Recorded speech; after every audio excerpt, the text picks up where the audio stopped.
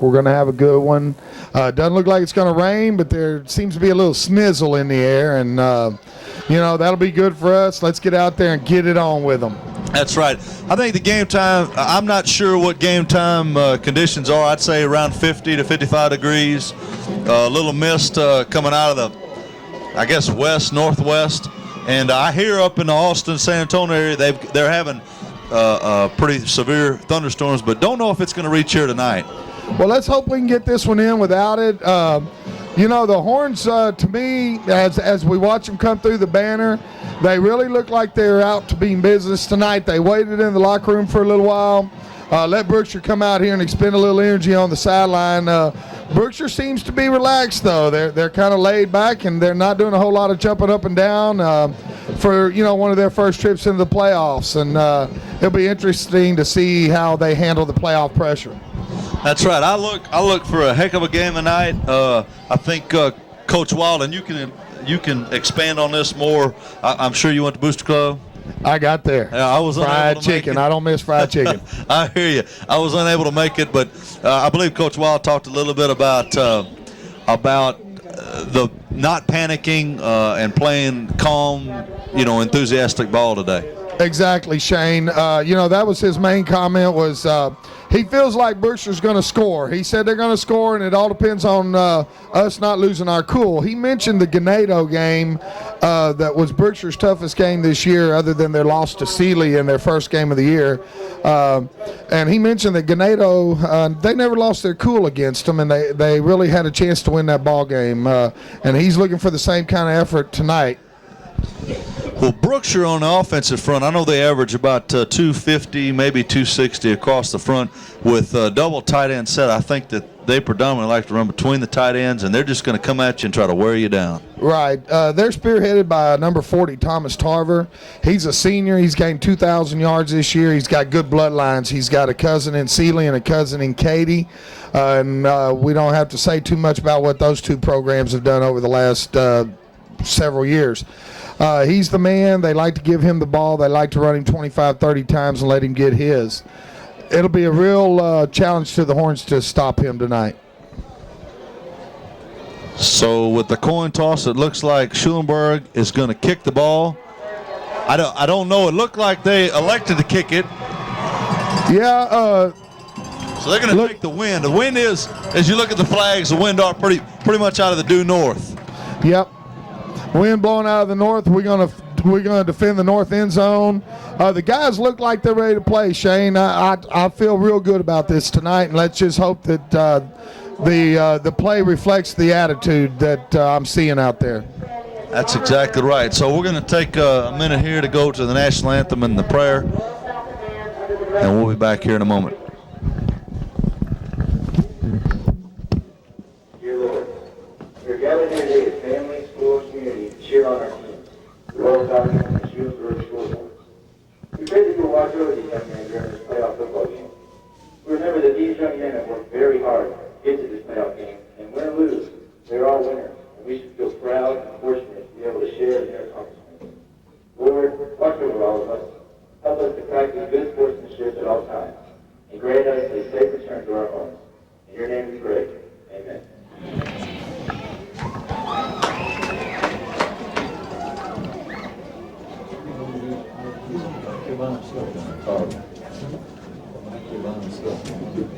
It's a pregame ritual for them. There's some studs in college that didn't like to go do the thing.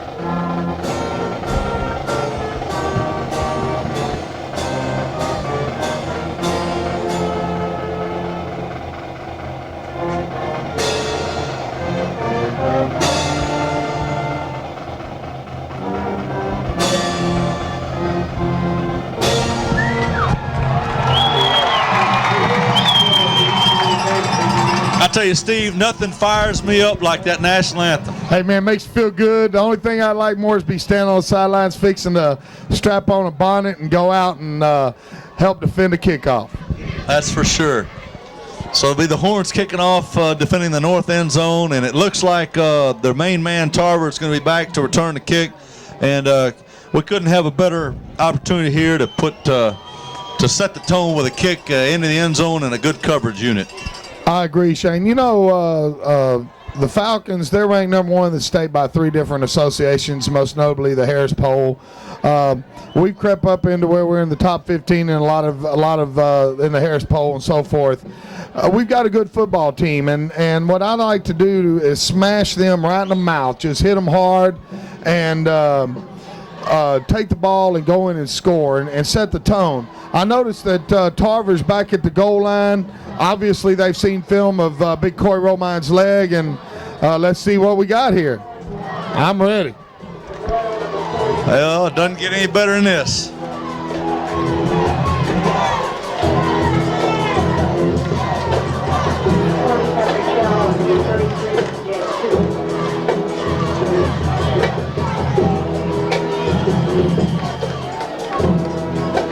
We got 16-0 tonight. Go ahead, 16-0. So it'll be Corey Romine to do the kicking chores as the Horns line up. And we're off. There you go. Low Good line kick. drive kick to the up back.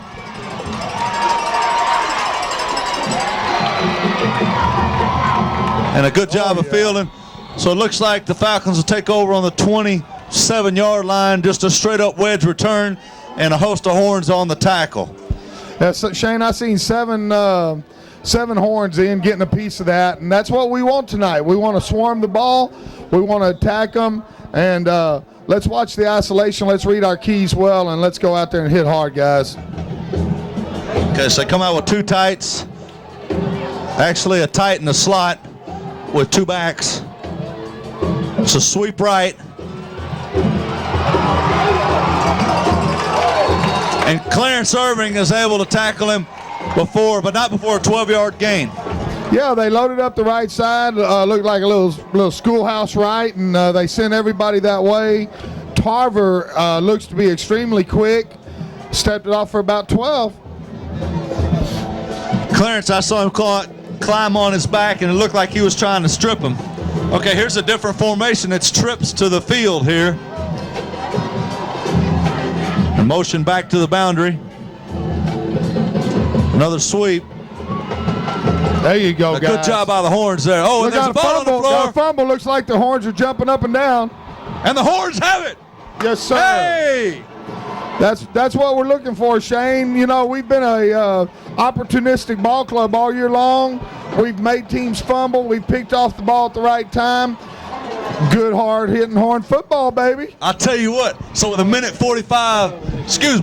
with 45 seconds into the game, on the second play from scrimmage, the Falcons fumble, and Clarence Irving comes over the ball, and I got to believe that first play, I saw Clarence grabbing for that ball. I'm not sure he's the one that jarred it loose, but the Horns have got to be thinking we have got to have turnovers and capitalize on them. Hey, that's right. Let's go put it down their throat. That's Brookshire's 8th turnover of the year only, Shane. I've been informed. And look at Tip.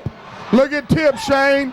He's gone, baby. And it's 6-0. I tell you what, I don't know if I've had this much fun in a long time, Steve. I'm excited to say the least, buddy. Tip took it right up the gut. I think Brookshire was so keyed up after that fumble. They were jumping up and down, and they weren't ready for that. They were looking for 21 and 44, put it right in their belly. So less than a minute into the game, the Horns not only kick off, but they score 6 points with the upcoming extra point. Oh, and he's wide left. Looked like he didn't hit it right. It didn't go end over end. It kind of helicoptered on him. But nonetheless, the Horns take a 6-0 lead with 54 seconds in the ball game. Hey, there's nothing like that, Shane. You know, Ryan is obviously fired up tonight. He hit that hold. He exhibited speed that I haven't seen before out of that young man. But right now, the key is to come back and have a good defensive series. Oh, there's nothing can be worse for the Horns than to let the Falcons get some momentum back. Hey, that's okay. Don't worry about it. We got plenty of description over here. Man alive, I tell you, that was sweet right there. Look for Brookshire to come back hard, though. You know, they're the number one team, and they're there because they played a very tough schedule. And, hey, I'd like nothing better than to see the Horns just walk away with this thing tonight, but I don't think that's going to be the case. No, we've heard about Brookshire's track record, what they like to do, and their third and fourth period squads are very tough in that they wear you down. And looks like they're maybe a little frazzled or tired or not. Somebody's head's not in the game because they only have 10 people on a return unit. And I tell you, I'm surprised, Steve, that the referees didn't let Schulenburg kick off anyway. Right. Normally, you know, when the kicking team set and the return team set like that, you get your – oh, that's nice right there again. Now, that's Tarver.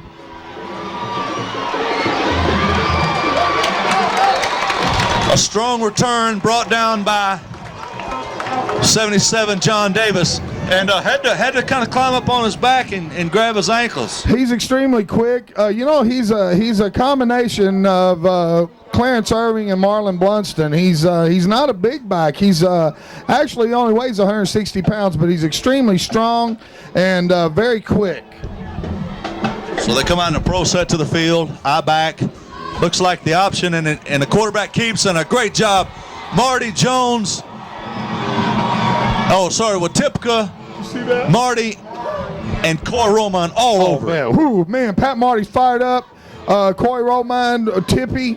You know, those guys right there, they're ready to play football, man. They're going to say, hey, you come out here tonight. We're the team that's won 100 games this decade in Class 2A football, and Brookshire's dropped down, and they're getting a taste of playoff football right now. It'll be interesting to see how they respond. Oh, and he gets upended by Brett Gallo, comes flying in like a missile. And, boy, I tell you what, they keep laying licks like that, Steve, and the enthusiasm is going to dwindle from the Falcons. That's right. You're looking at 3rd and 7. You know, Shane, they've only thrown 22 passes all year long. This is a situation we want them in. However, Tarver has averaged 8 yards carry this year. So, you know, they're not panicking right now. Let's look for a big hit from the defense. So they come with twins and an offset slot back. Oh, there it is. They got him. They got him. Oh, tackling. Yes. Oh, no.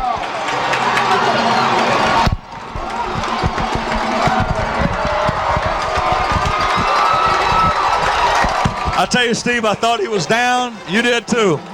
Yeah, Shane, we had a lot of arms wrapped around him.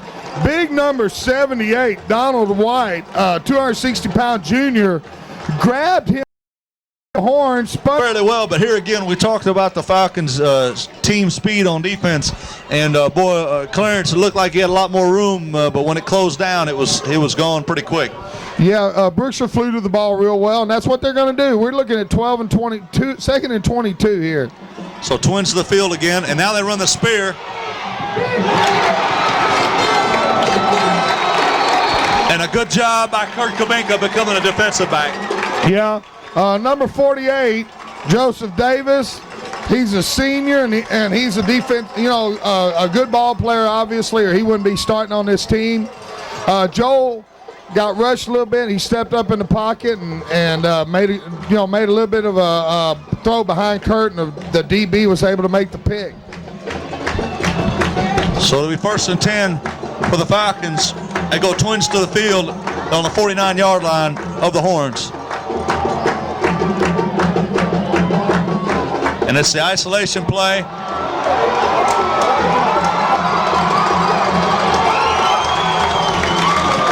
And Tarver showed some speed there. He's very quick, and this is what we're in here for tonight. So, folks, you know, don't go get any popcorn and let the kids run and get the Cokes. It's going to be a good ball game. He's everything he's been billed for. If we can critique the Horn defense a little bit, I think Clarence kind of made a boo-boo there coming inside the blocker thinking he could make the play, and by the time he got inside, Tarver was outside. Yeah, Tarver made an excellent read on the block. Clarence gave himself up a little easy.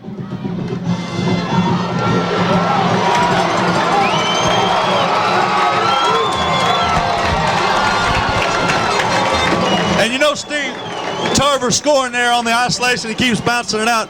He doesn't look that fast by himself, but nobody's catching up to him. Right, and he seems to have one guy out front that has made a key block. That time they made a key block on Brent. The time before they sucked Clarence inside, and he obviously reads his blocks very well. That's off to the right. Oh. So with 3:53 left in the first quarter, it's Brookshire 13, the Shorthorns 12, and boy, it could be 50-50 tonight. Hey, I don't mind it being 50-49. I just hope that we're ahead 50-41 when they score their last one with no time left on the clock. I understand that.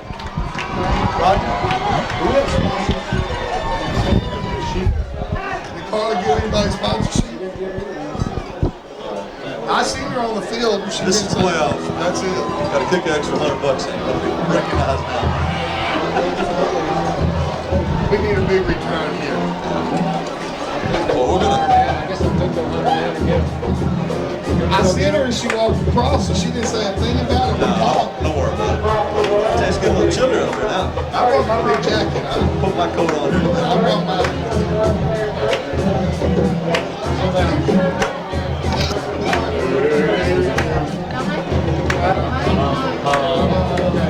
Put that stuff up.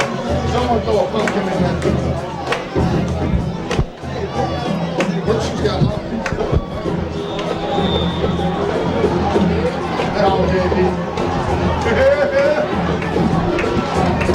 Okay, Steve, we're ready to kick it off here. Brookshire with a 1-point lead. Well, let's get a good return. We got Minster and Kabinka out there straddling on each side of Clarence. It looks like Clarence gonna get another chance here. Oh, he's got a whole right. You gotta run hard. You gotta be hard. So Irvin with about a 15-yard return up to the 30, and kind of looked like number 90 snuck up on him, but didn't see him. Yeah, you know, like Jimmy Carter just said here, Shane, it closed quick. It looked open for a second, and Brookshire does a good job of going to the ball.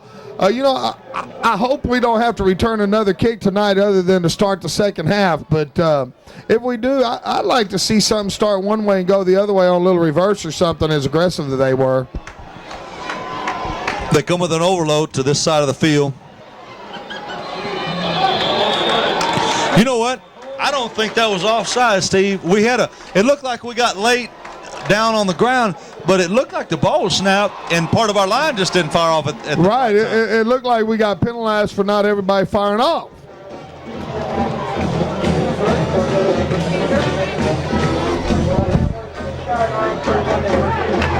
So it'll be 1st and 15 from the 26-yard line with 3:41 in the first quarter.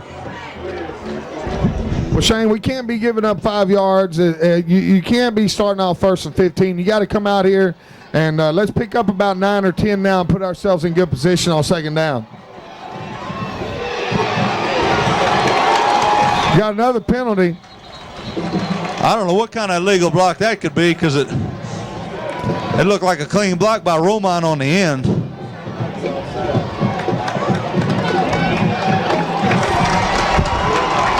Oh, I did not see that, Steve, at all. No, you know, I've always thought that you know, within 5 yards of the line of scrimmage, you could use your hands and such. They're calling a block in the back. Well, I realize that in these types of games that all the plays end up, kind of making a wash. But I can't stand a game that gets a penalty, more often than not. Well, it's the one line judge over here throwing everything, and obviously he's watching for it tonight. And let's see what we can do. We got to make something out of this, Shane.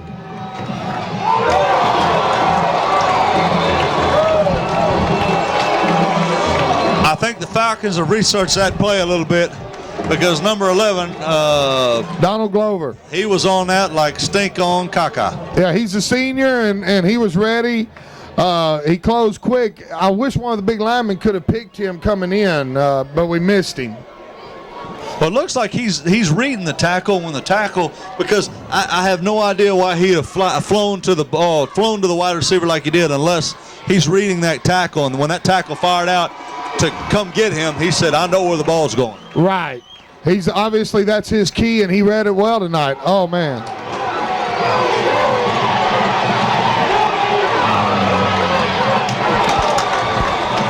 And Blancett with a heck of a job there to get to.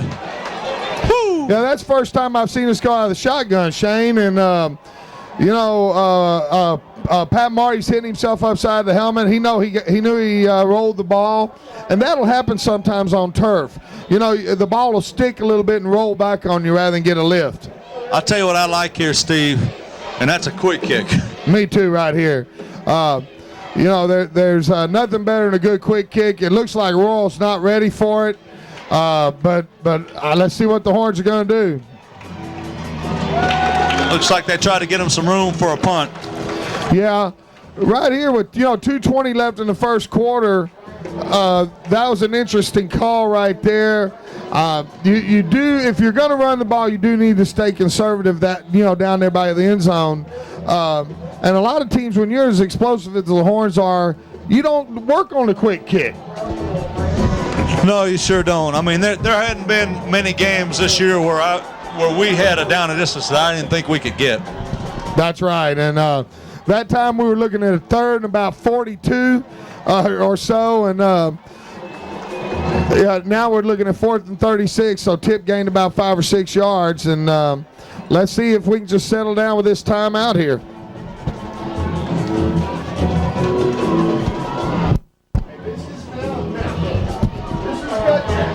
That's all this is. This is where you don't panic. We're down 1. You missed it. That same area down there, we were 12 yards out. People called a big punt. We threw across the middle. First down. Freshman ball out. Threw across the middle. Man, we do that now. I don't think so. Going to curve lane. Ready to go, huh? That's it, and you got 50 yards back to do it.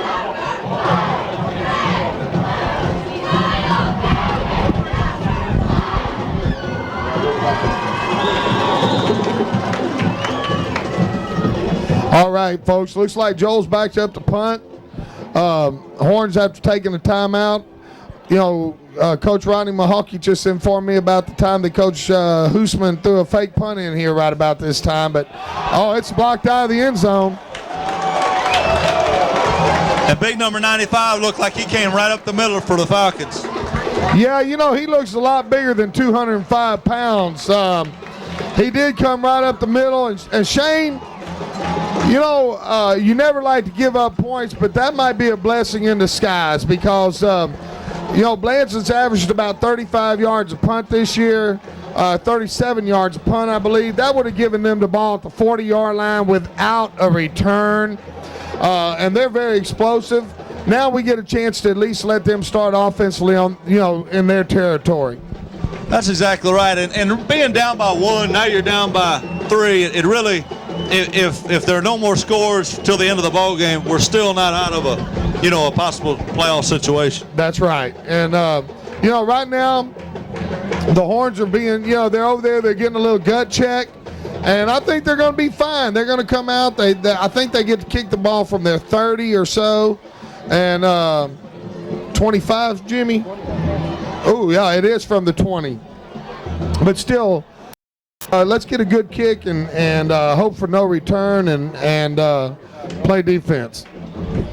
A lot of action for just the first quarter, Steve. Hey, it's been exciting, Shane, and Brookshire's everything they've been billed to be. I don't think we want to take a back seat to them.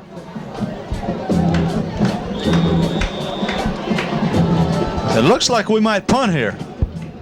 Yeah, a lot of times they go for the hang time. Let's hope Joel gets a good high kick and sets them deep. And a good punt, very good punt. Gets it all the way back to Tarver.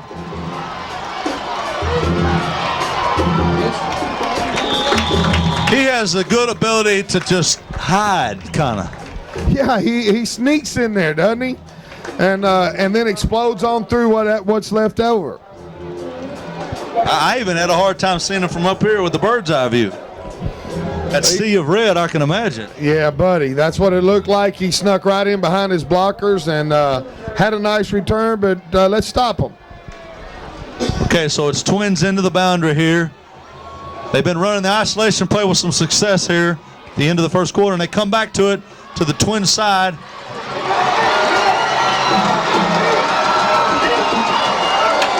And I think he showed there, although unfortunately it's a 40-yard gain, I think we showed that he really is not super fast. I mean, he's fast, but it's more an explosion. Yes, Clarence was able to run him down. However, the young man's just quick, and he really reads his blocks well, which is what you have to do on the isolation play. So to be first and 10, or first and goal from about the 10-yard line, they're not stretching the chain, so they will need to get in 4 plays if they're going to get in. Come Twins to the field again. A little late movement there.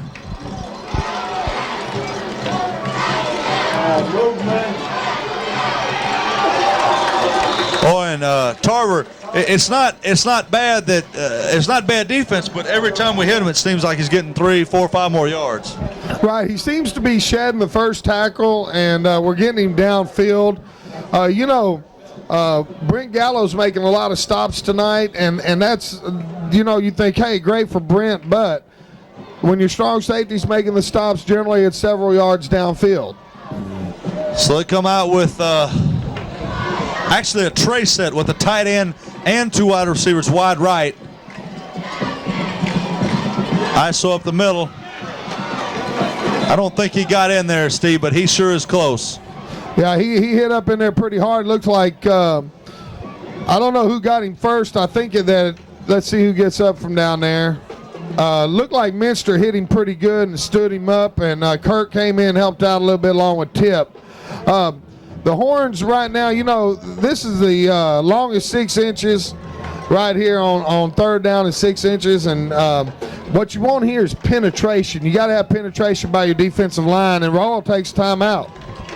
So that's going to be the end of the first period, with Brookshire leading 15-12, and really a huge third play coming up. So we'll be back here in a minute at Rhodes Stadium.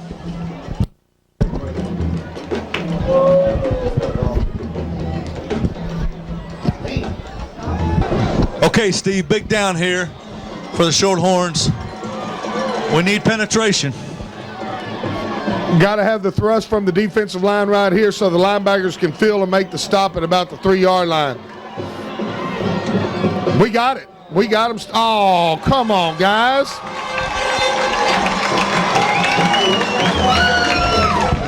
It's hard to tell from this angle if that was a touchdown or not. We saw our cousin get robbed of one last week against Baltimore in the pros, and if pro refs can miss it when he makes it, they can miss it when he doesn't make it. That's right. He only had 6 inches to go. It looked like he climbed up on his center's back there and slid back down, but they're there on the goal line, and they've got a better view.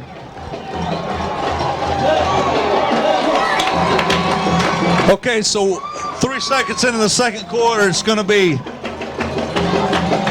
Brookshire 22, Schulenburg 12, and really need to answer the call here, Steve. Well, here's the thing, Shane. We've got a full quarter of football right here. We can score on these guys now. You hold them, you score again, the quarter's gone, and you get the ball to start the second half. Now, that's the best of all worlds. However, we need to at least establish field position on this drive. We need to push them back deep and stop them. If ideally we want to score, but we want to answer what they have done here, this little quick burst of points. That's most certainly a fact. I look for I would like to see Clarence just put his feet down and run on this kickoff return. Brookshire's very quick, but they're very athletic. I don't think you can juke them as easy.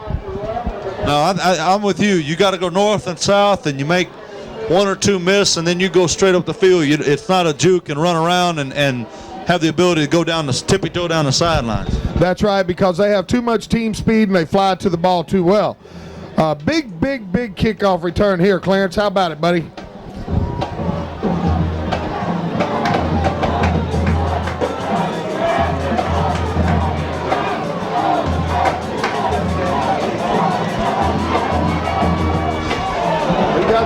That win. He's got to hold outside. And really a good job to get back to the 20, Steve. Yeah, you know, that ball, the kicker put a foot to that one, Shane. He's got that good wind at his back. Clarence made a good recovery, returned the ball about 18 yards. I thought he had a seam to the outside. Of course, we're sitting here 70 feet above the playing surface, and it's easy for us to see that. I think what the Horns are going to have to do if Brookshire's going to kick again with this win is they're going to have to set their wedge up a little deeper. Yes, set your wedge up because that time it outran the return man. So they come with an unbalance into the boundary, and it's a counter block.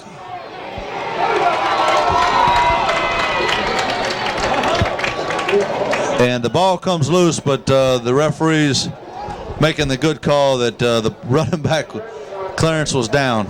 Well, you folks that are watching this on TV, number 95, I'm sorry, number 77, Roshon Stewart, is a 290-pound junior, and he was one in on that stop right there. He moved like a big deer. Also, Shane, they got a couple other 260, 270-pounders there. Now they've gone to a few smaller linemen. There you go, Clint.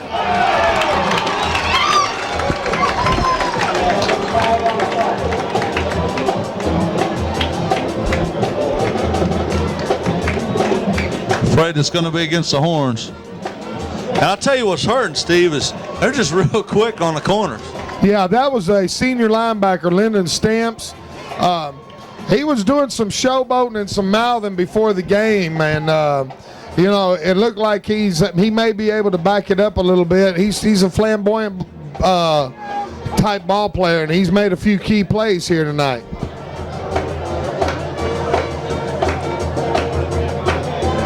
So they're going to step the Horns back. And, you know, with the wind in our face, this is not good. We're going the wrong way here. This quite uncharacteristic of the Horns this year, Shane. You know, if I'm not mistaken, that's the third block in the back penalty, plus we've had a couple of illegal procedures. And we're not a heavily penalized team. Obviously, the Zebras are watching things real close tonight. Hey, so come with twins. And I'm thinking maybe coach is thinking about opening up the playbook here. He's got him. Hey, we got him here. We got him pass. They throw the flag? Yeah, they sure did. That'll be an automatic first down, Steve, and it couldn't have come at a better time. No, Mario Lasker, he's a big old tall senior. He was hitting himself upside the head. He knew what he did. And I don't think he did that maliciously, Shane. I think that it was just a little exuberance. He didn't appear to be malicious with it at all. Just it was all in the form of the play. And you know that time it looked like Gallo had a step on the defensive back. However, it would have taken an NFL arm to get it out there. Yeah, it would. Joe threw that ball about 45 yards.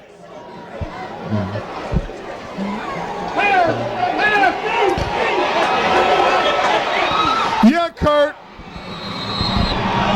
And they get 15 on top of it. Yes, sir, buddy. I tell you, a great play, a great throw, and a great catch by Kabenka. Yes, Joe, they did a little out and up or hitch and go, whatever you want to call it, Shane. You're the offensive guy here, but I'm going to call it an out and up. You can correct me if I'm wrong.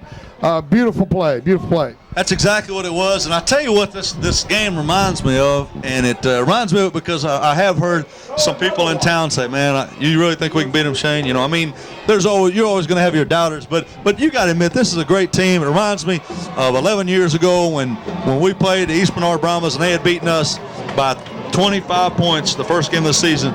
And they have a guy that's in the NFL right now that is still great, Michael Bankston. And honestly, I'm not sure that I knew that we could beat him. But we went out, and Daniel Adams made a catch just like that, except he was lucky enough to go all the way in. And it swung the momentum, and, boy, we really – it's offsides defense. It looks like it. We really had the ability to carry that forward and win another 3 games. Hey, well, hopefully, no, they're going to call it against us. Shane, that's what it's all about, and that's what you've been saying for the last couple of weeks. A win here tonight would really give us the thrust that we need to go deeper into the playoffs. Here we go with the penalty again, though, and I don't know if that's because the people are down here yelling or what, Shane, but the Horns jumped off sides again. All right, so we run pro right with the eye, straight drop.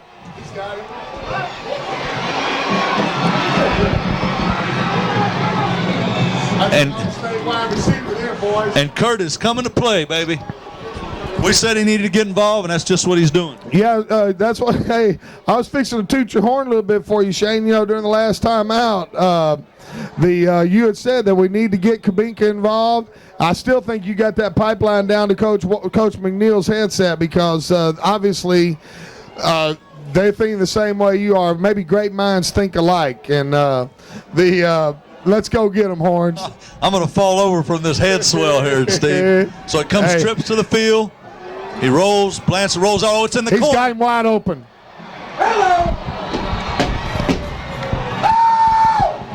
I tell you, I am thoroughly upset, Steve. I didn't see what the outside 2 receivers. I know that Clarence runs a spear. I believe it was a post and a drag, and then a spear behind everybody. That's what it looked like. It looked like they kind of cleared it for Clarence, and he speared. He ran the spear. But I was spectating, Shane. I seen Joe rolling, and I was watching him actually. I didn't look up until he threw the ball, and I'm going to go with what you just said because we definitely cleared it out for Clarence. Come on, Big Coy. There you go. I can tell you from experience, Steve, playing defensive back in college for a couple of years, when a guy runs across your face and he's close to you, your cheeks, and I'm not talking about the ones on your face, kind of clench up, and you realize, this guy's getting close to me. I need to take care of him, and that's what freed Banjo. And a great job of play calling by the Horns. Oh, no doubt about it. So with 10:21 left in the second quarter, it's the definitely, Jim. It's the Falcons 22, the Shorthorns 19, and I tell you, I don't see any signs of quit anywhere around the Shorthorns team. No, just like Jimmy was just whispering in my ear, Shane, we had to answer that time, and we did. That right there, we're still chasing 3 points, but you got to feel good about yourself. Now the key is to put a face mask right in between that 4 and that 0 on Tarver's shirt, and don't stop until your face mask is on his backside. We've got to put helmets and shoulder pads on him, not forearms. That's right. It's kind of the same thing that happened when we played East Bernard, although I really thought that I think the defense has matured a whole bunch since that game. Shane, we played some great running backs this year. In addition to Blunston, you had the Warwick kid from Yorktown, you had the Weimer and the Shiner kids, and I like that right there.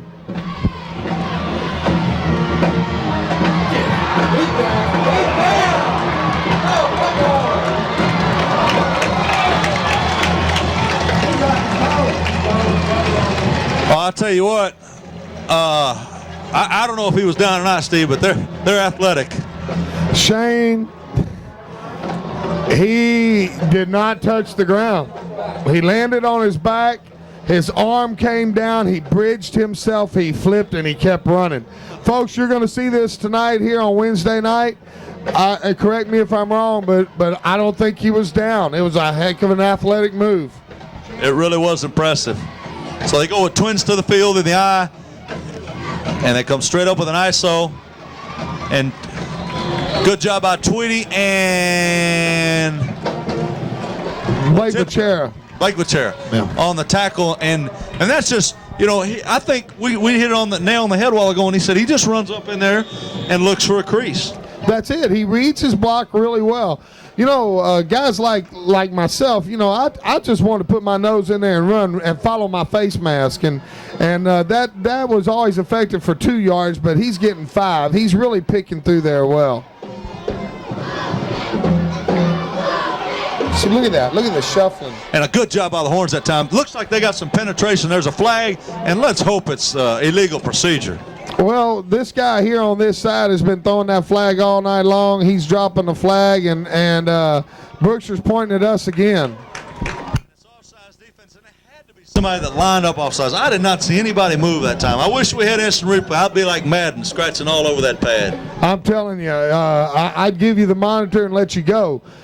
This guy on this side here, Shane, the head linesman, he has really been putting that laundry on the carpet a lot tonight. I don't know what he's got going on or anything, but obviously he's picking on the finer parts. He runs a laundromat in the daytime. I don't know. That's what to it. do with this.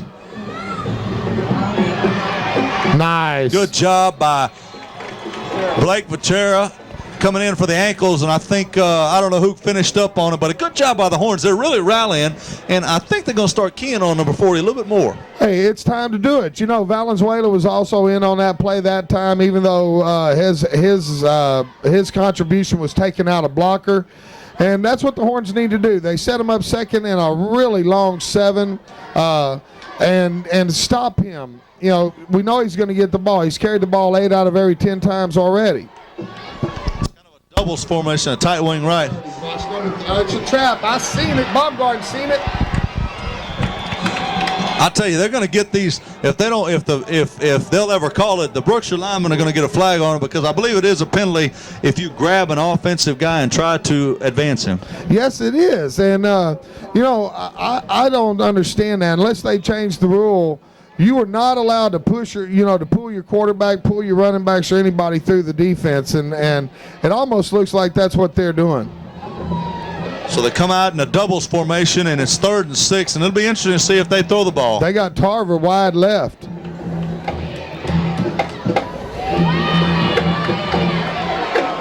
He got it. And that was a funny play there. They spread you out, and it's not even an option. It's just a read right, and it's kind of almost a speed play right off the corner. Yeah.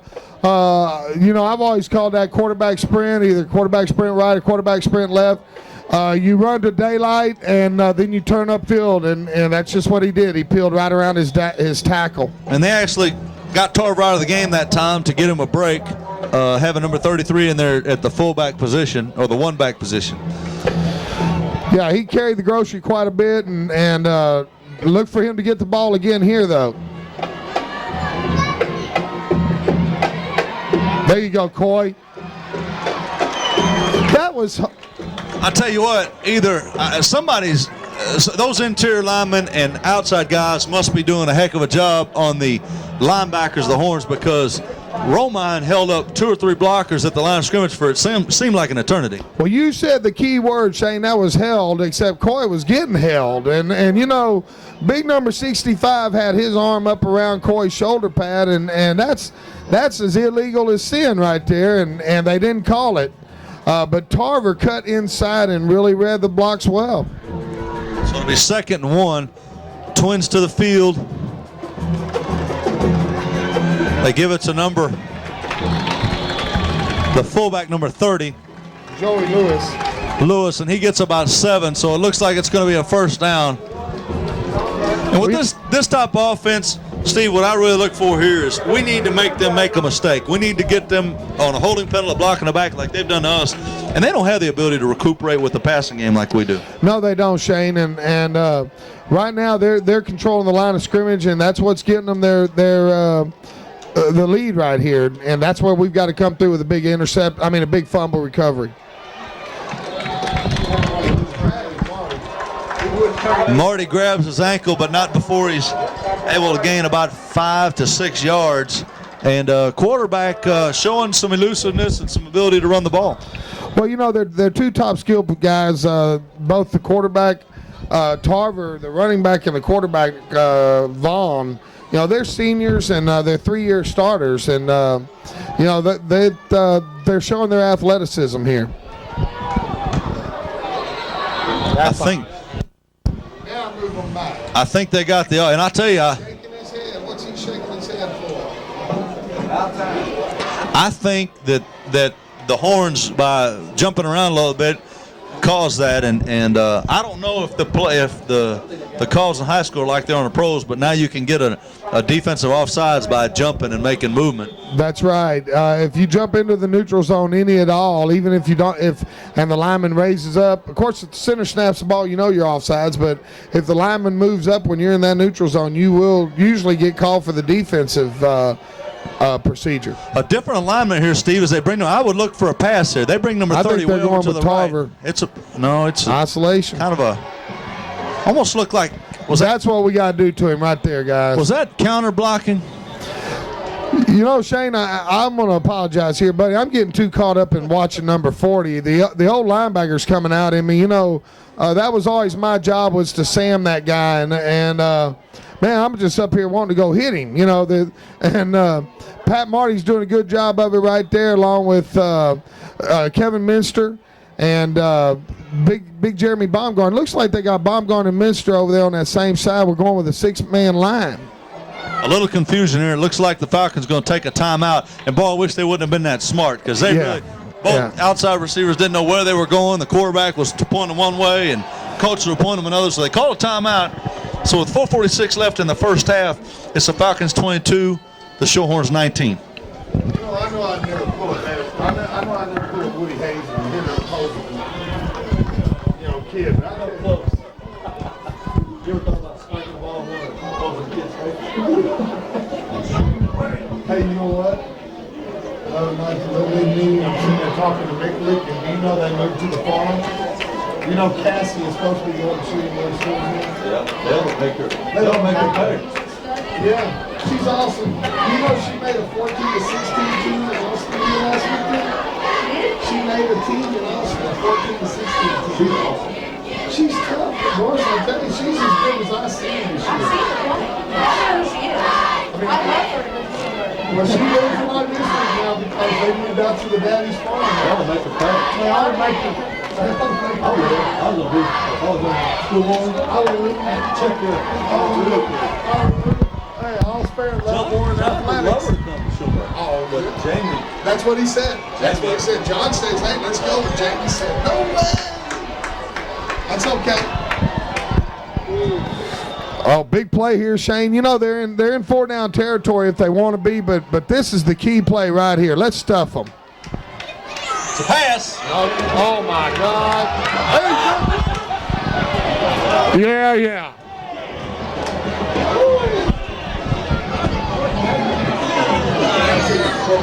I'm speechless. What did we talk about earlier about working on a passing game? Hey, buddy.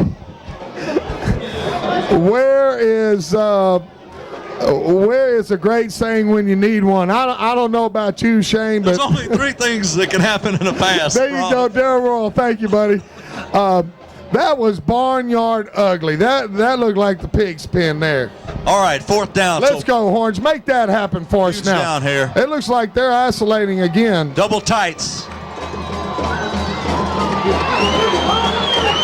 He ain't got it. Our ball. I don't think he has a Steve, but I tell you, he only needed another yard. Yeah, he's short. Good defense by the Horns.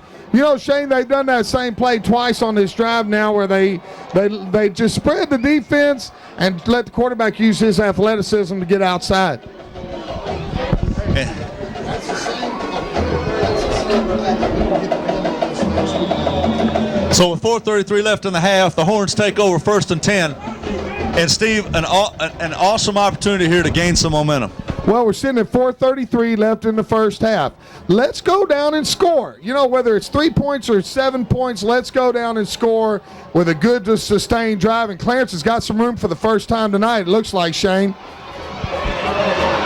Oh! Face mask or shirt. I guess he ain't by his shirt. Boy, it sure looked like he got his mask. And I tell you what, he doesn't grab his shirt.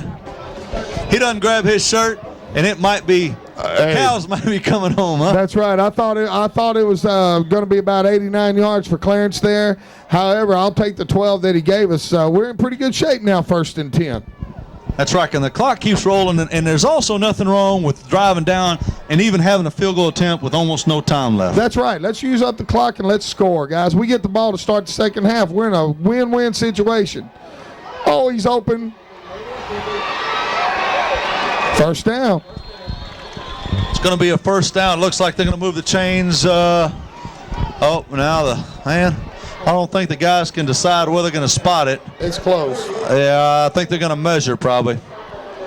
Oh, he does call first down. And you know, I mean, I'm just playing devil's advocate, but if I'm the Brookshire coaches, I want a measurement. That's right. That's right. Hey, when it's within 6 or 8 inches or a yard of that football, you've got the right to call for a measurement. They could have crooked lines like they do in Schulenburg, you know? Coach Mahawke's filming. He didn't hear us on that one. No.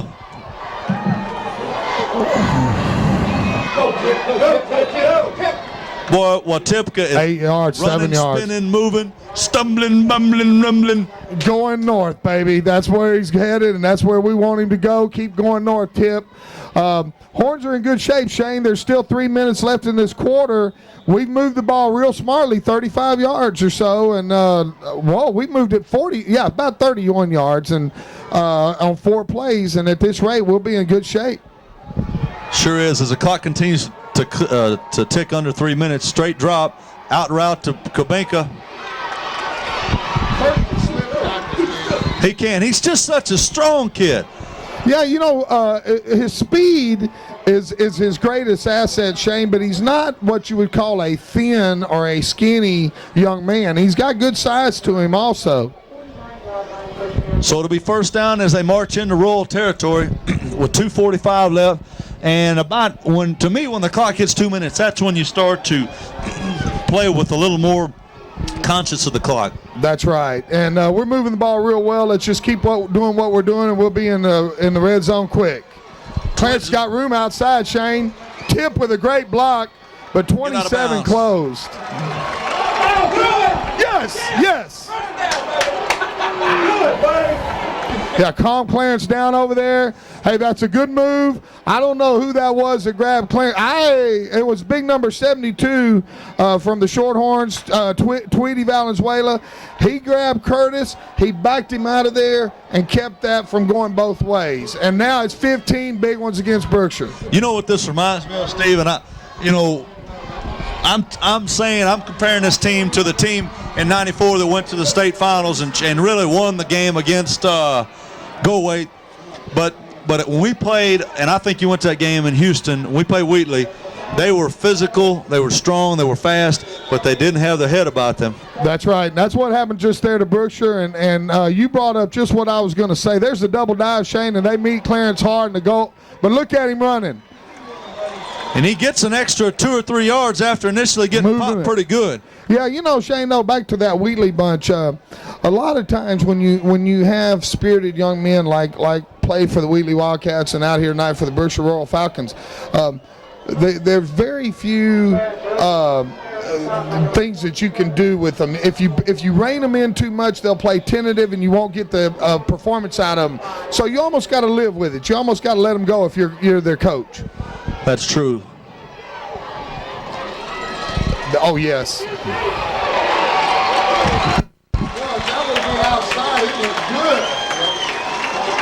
looked good outside. So with 1:30 left in the half as the clock ticks, it's going to be 3rd and about 10.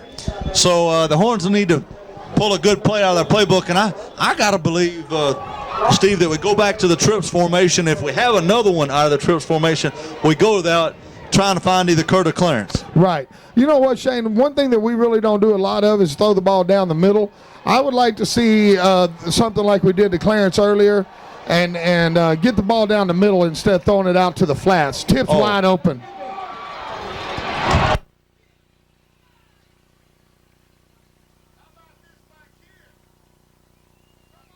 Come on, up. And I think it's 4-down territory for the Horns. What do you think, Steve? Well, Shane, you got 57 seconds left. I'm going downfield. I want this first down here. You got to count on your defense to be able to keep them from going 65 yards in less than a minute. I believe it's going to be a trips formation, and Steve, doubles. It's a doubles formation, shotgun. So as long as we get the snap, I look for good things here. Quick screen is Kurt. Oh. Well, he had one man to beat, really, Shane, and number 27, Demetrius Brown. He's a senior, and you know, Brookshire's loaded with underclassmen, but it seems like every time we call a name on a big play, it's a senior. That is true. So it looks like they're going to take over with 49 seconds left and 1st and 10. And really, the Horns just need to be cognizant of getting these guys down, not letting them get out of bounds, but really just tackling them. With an offense like this, we shouldn't have a problem holding them with no points. Hey, what I'm going to see right here is if I'm Brookshire Royal, I give the ball to Tarver, and I try to get the ball in his hands. He's lining up in a slot to the left, and the Horns are calling timeout. Good move maybe right there by Coach Wild. It looked like they were lining Tarver up into the inside receiver on the wide side of the field. And they may be taking a page out of Coach Wild and Coach McNeil's book and moving their best athlete into the receiver position. Well, you know, that's the case that the Horns do. And with a guy like Tarver, if you can isolate him out there 1-on-2 where he's got 40, 50 yards of football field to work with, the odds are in his favor. He showed that tonight. Right now, I would definitely spy on him and keep a couple guys on him and stop him from getting the ball.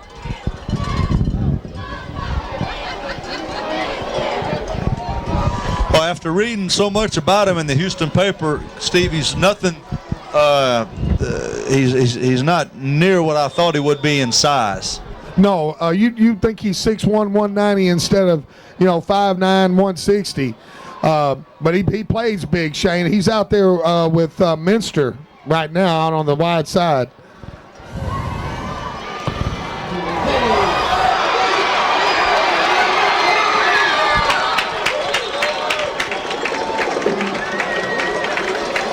You know, it looks to me, Shane, like he just hid by riding the fullback. He rode the fullback.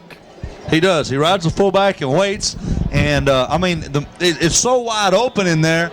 The mesh is just, it looks like he could run with the fullback for about 3 or 4 yards before he has to make a decision. Right. Someone that used to do that I had the good fortune of being on the sidelines watching him play was Danny Davis with the Houston Cougars back in the late 70s. And, I'm not comparing him to Davis, but, boy, he sure looked like him on that play. And they give this time. Fumble. Schulenburg. Looks like they got the ball back.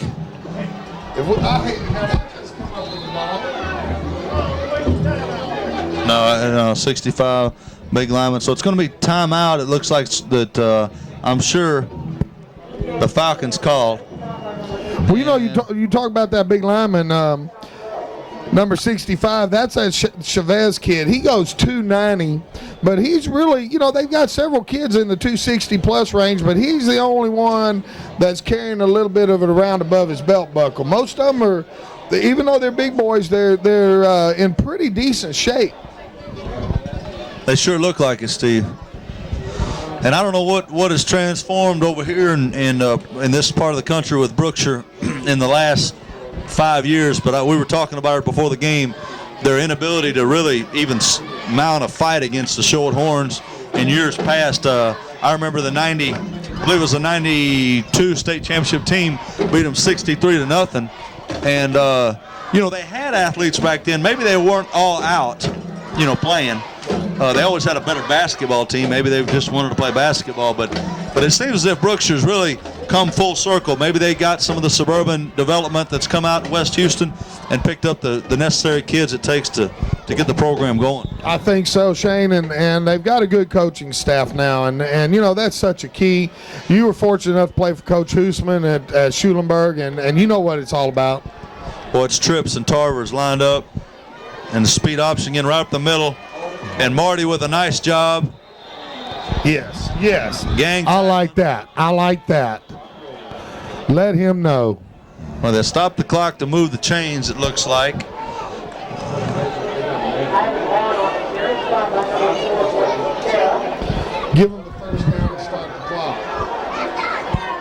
Gonna do a measurement. You know what? I don't even like those guys, man. That's not even close from where I'm seeing. No. Hey, Coach McNeil's giving them the wind. He's got it by half a yard. Not a ball and a half. Yeah, I don't. Well, This is a classic case of a bunch of fat bankers wanting to control the football game. glad I'm not a banker, Steve. I'm fat. Shane, I'm going to repeat what I said. These guys go to work. They're CPAs, they're bankers, they're wannabes, and they're out here controlling this football game. What this basically did was gave Brookshire Royal a timeout, and now they're not even telling them to get back on the field. You can't do that. Now he's going to call one. Yeah, well, that's fine. They wasted 6 seconds, and this is a tribute to, or a non-tribute to their coaches, or a tribute to our coaches, because I don't think that happens in our corner. No way. Coach Wild had his Coach McNeil had his arm windmilling about 90 miles an hour, and to start the clock, the officials started the clock, and then Brookshire's coach finally called a timeout. However, Shane, unless they changed it during an official's timeout, you used to not be able to go to the sidelines like that. I thought. Maybe I'm wrong.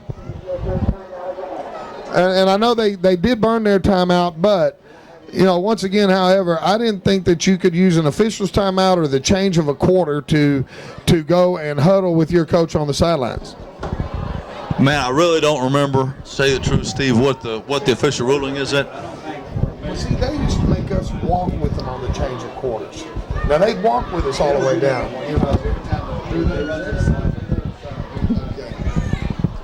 So it's going to be 12 seconds left. But the big thing here is, Steve, is they don't have any timeouts. So here's the deal. They have really got to be organized here. If they don't throw the ball, they've got to run it. And if they don't score, they've got to be prepared to line right back up, because as soon as they wind that clock, they've got to have another play called and snapped. Right. Any kind of running play is going to take 12 seconds, Shane. I can't see him getting 2 running plays off. This is a big play for the Horns.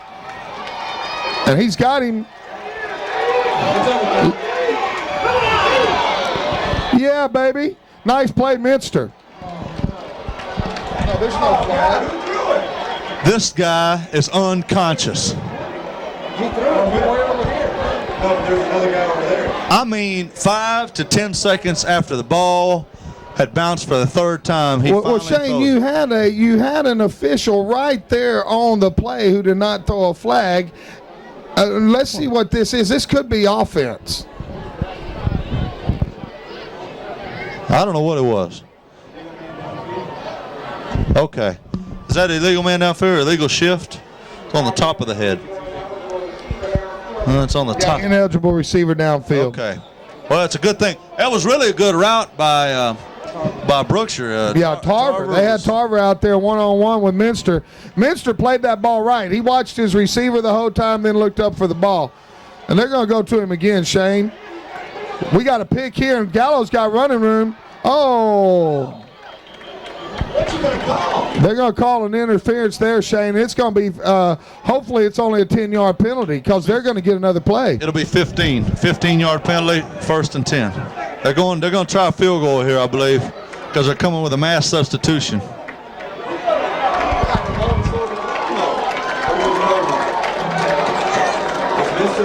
And Coach McNeil. Go from here.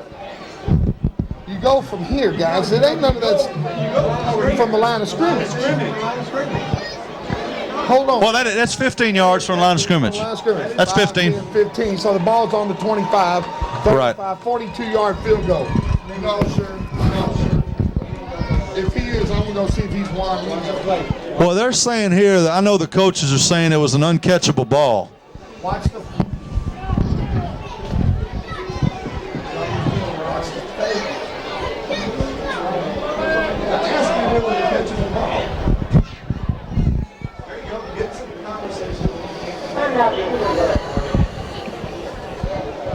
I know the coaches were thinking uncatchable ball because it did hit Gallo in the breadbasket, but those are tough calls to make, Steve. I mean, you're back behind.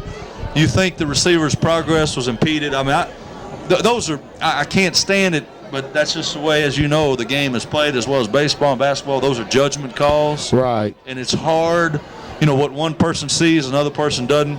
And I know we see orange and white. And it helps our decision a little bit. I'm definitely seeing orange and white, and I'm biased. I don't care what anybody says, and anybody that's heard me 5 or 6 games, if you don't like it, you can move to Weimar, because we live in Schulenburg, and Shane, I'll tell you right now, that right there was an uncatchable ball. We're going to freeze this guy here. If he's got a 42-yard leg in him, he hadn't showed it yet. Well, this is a different kicker, though, Steve, than the kickoff guy. No, right, but even on his extra point tries, he has not put the ball up on the hill too far. I'd be leery of the fake, but I think they're going to go for it here and try to kick it through. The flags are flying, so we'll see what happens. Fumble the snap and let's pick it up, guys. He booted that stuff. And he had room to spare, Steve. Yeah, he did. He made me eat my words. That gives him a 6-point lead going into the locker room.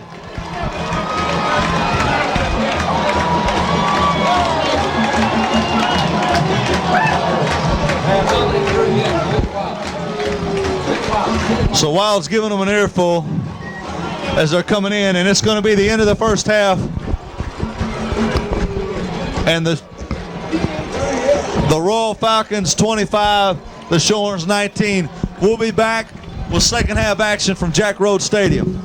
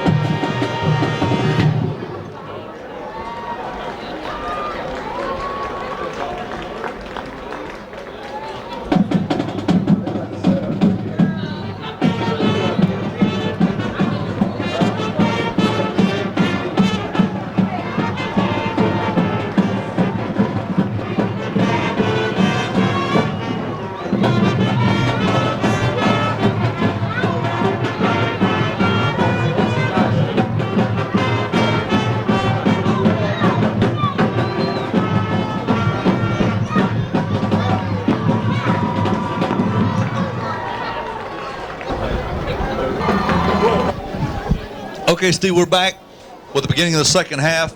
and the Horns are going to receive the ball. They will be against the wind in the third quarter, and a lot of good things happen in that first half of ball. Shane, it was exciting football, playoff football, and the Horns, I think, showed Royal that they can play with them. You're down 6, but I kind of like to think we got them right where we want them. They got to kick off to us. Let's get a good return and a good drive here, and don't let them onside or do anything like that. So it'll be 32 for the Royal Falcons to do the kicking chores. And into the wind, we'll see if he reached the goal line the last time he kicked with the wind. Yeah, he put a boot to it, drove Clarence all the way back a yard deep. He's a big, strong kid. I'll take that. Let's go. Good job of Clarence letting it bounce and going out through the back of the end zone. So it'll be 1st and 10 from the Horns. And, boy, Steve, nothing could be better than, our drives have been good. I'm not going to knock them, but rather quick. And it'd be good to chew off about 5 yards of play and squeeze about 6 minutes out of this quarter. Yeah, Shane, that the best offense against Brookshire, the best defense against Brookshire is keep them off the field. And, that's how you do it with a good sustained drive. We need to cut back on the penalties a little bit and concentrate on getting every play off and not putting ourselves in a 1 and 15 hole. We did it again. Yeah, we had offsides on this side, and we ran motion, and after I saw Coy, I took my eye off the play. I don't know what exactly we were going to try to run off of that, but it was interesting. The DB went with him. The defensive back came all the way across, and that usually denotes playing man. That's right. That's why you send a man in motion, is to get the read on the DB, generally speaking, and looked like they were going man coverage, and that's what we want. That's what we were talking down there at halftime. I was talking with Jerry Kabinka and Stanley Peshek, and we were saying, that would be ideal to get one-on-one with our receivers. That's interference. Thank you. And he was literally tackle Matt Gallup, and a good throw by Blanton in somebody in his face. He threw it out there where it could have been caught, and just Matt getting hit. And that's one of the advantages of being a little smaller, is when somebody does a little push or nudge, it really shows. It sure does, buddy. He bounced Matt hard, and I think Matt got hit hard enough to fall that hard. But if he didn't, Matt, I'm going to nominate you for an Oscar, buddy. And that was a heck of a play by Joel Blanton, showing senior leadership. He's got room. He's scoring, baby. No, see? Go, Kurt. Good block, Kurt. Kurt Kabinka with an excellent job downfield. Excellent job downfield. That speed and that size, and boy, about a 50, let's call it a 30 to, yes, a 55-yard gain for Clarence Irving. No penalty flags on the field, which is wonderful to see. Yes, it is. And Shane, on that play right there, Kurt Kabinka gave Clarence about another 15 or 20 yards. He blocked the guy the first time. Then the guy came back and wanted a little bit more. Kurt just put him on his can. That's good downfield blocking by the Horns. So it's 1st and 10. Twins into the boundary here with the offset eye to the twin. Oh, and look at this, a flex tight end. Trap block inside and not a whole lot doing. That's the first time we've seen the flex tight end, and we'll see if the coaches up here are trying to set something up. Well, that's generally what you do, and I'm, belly and tip in there, maybe a little play action or something here. So gain of 1, it'll be 2nd and 9. A minute into the second half, and although I'm not getting my 5 yards per play, I'm enjoying the heck out of it, Steve. Hey, the average is there. The average is there. It's having a lot of fun. Right now, we've used a minute up off the clock. We're sitting in good field position inside their 20. Let's get about 10 yards, fellas. Banjo's got running room. We got it back. We got it back. Bubella. Chad Bubella. MVP of the Oh, day. buddy, Chad Bubella made the play of the game right there, folks. The big wide body came in and put a load on number 85 from Brookshire, And I'll who's tell you getting what, up slow. 95. 95, that's their big boy. And I tell you, they ever since the UIL and the NCAA put the rule in that you can pick up the ball. It really has ruined some defensive linemen and their mentalities. Yeah, that time 95 tried to pick up the ball, and he paid for it with a busted wrist because Chad Bubella did what they've been teaching since the day football was born. You fall on fumbles. Good job, wide man. Unbalanced right. Horns come out 3rd and 5. Oh, yes. Dive up the middle, and Tippy's going to be close. I think he's going to be a yard short. So big decision time here for the Horns. I'm like you, Steve. I think we got to rock and roll. There haven't been too many plays where they've held us to a yard. And I believe, it's not 95. And maybe, we talked about Royal wearing us down, but maybe it's the Horns that are taking a little bit of medicine to the Falcons. Exactly, Shane, and that's what it looks like. When you play big, strong guys like this, you got to come in and you've got to play technique block and technique form on these guys. And what happened there, it looks like we kicked inside and came back a little crack back on that big guy. And the Horns, they've come out with a determination in this second half. They sure have, and it has been a fun half so far. It's going to be 4th and 2, it looks like, as the player's down for the Royal Falcons, and we hope he's going to be okay, at least long term. That's terrible Shane. to say. No, Shane, we really wish the best for that young man down there, and you never want to see anybody get hurt in a game of football. And what I like, let's just hope it's a stinger that keeps him out for about another 20 minutes or so today. And he seems to be getting up, and he looks like he's going to come off the field with a little help. I hate that, though. No, man, that's just killing me. You can't see no pressure on it. Big 52, that's Chisholm Peak, and that's a 230-pound senior. He's a defensive tackle, and he's got to be one of their ball players they count on.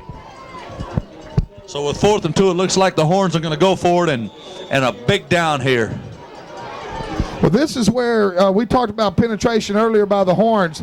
This is where we need to get pushed this time. We need to get pushed off that offensive line, and it looks like they're giving us the right side.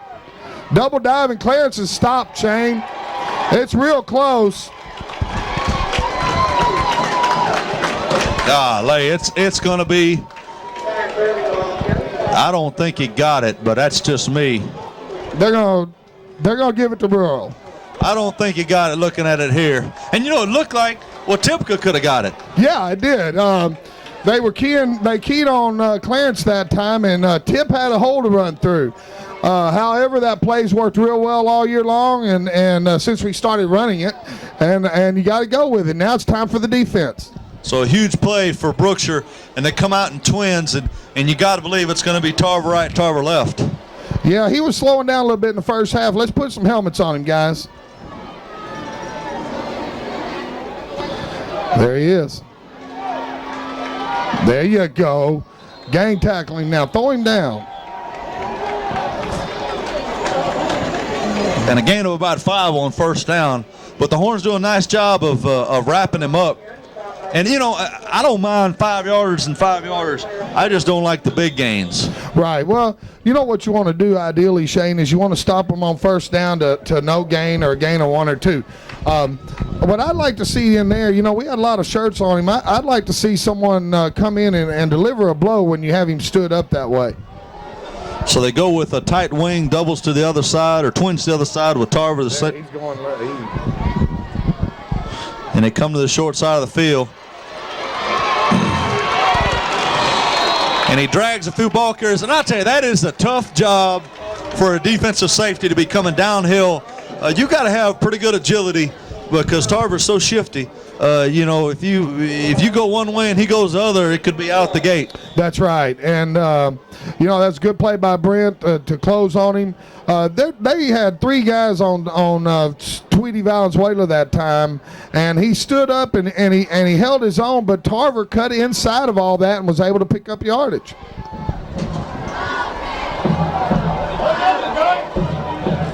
Oh, there we go. And a good job by Joe Stavino and Romine to wrap that up. And that was kind of an ugly play. It looked like they sent the wing back in motion and then ran the counter back. Yeah, they're going with a single back set, Shane, and they're putting their fullback up in the wing, and it looked like they were going to try that he wanted to start back the other way, and I think the quarterback wanted him to stay put. To me, the one back just doesn't quite look as effective. And here, look, they're coming back with two backs. That ISO with the two backs, that number 30, the fullback, really gets a head of steam. Yes, he does. And there's too much arm tackling right there.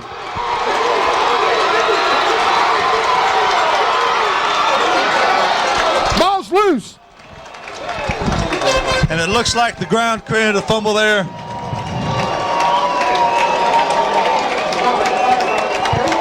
And Clarence Irving and Kirk Kabinka show absolutely who has more speed, but not before about a 45 to 50-yard gain. Well, Shane, once again, they ran that isolation play, and you were just talking about that. They're much more effective with that fullback back there, and it showed that time. However, Kirk closed really hard on him and really slammed him to the turf pretty good. Probably shook him up a little bit. Look for the quarterback to maybe carry the load right now. And he's down to about the 1 foot line, Steve, and you were exactly right. It was that little speed option. And boy, the Horns are really needing some momentum here. It's really time now, Shane. Once again, the defense has got to rise, and you know, you're looking at 2nd and goal here. We need a penetration into the backfield. You need to get them before they get going here.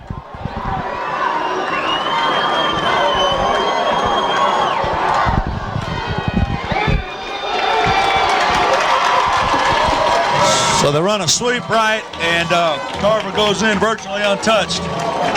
Yeah, that's a big momentum shift right there, Shane. You know, we moved the ball well. No time to panic. You know, we're chasing a couple now. We've got to come back here in the 3rd quarter. If we can cut this in half in the next 6 minutes, we got the wind at our back for the 4th quarter. That's exactly right, Steve. And the big thing here is, like Coach Wild said, we cannot panic here. We cannot think that, oh my gosh, it's getting away from us. You got to play your ball, and we're 12 yards from a score. Last drive, we just need to finish it off. Timeout called by Royal, and you like to see that. They showed a little confusion. They were lining up to run the extra point, and I like seeing them burn a timeout in the 2nd half. I wonder if they're contemplating a 2-point conversion here with the situation there where they're 13 would be 13 up with the X point. And I tell you, Steve, I think it is I don't like, well, in the age of the pros and colleges where you have great field goal kickers, I don't like going for 2 here because a touchdown, 2 field goals beats you. That's right. And that's, you know, if we can come back and stop this, you know, that's a long 3 yards right there. And it's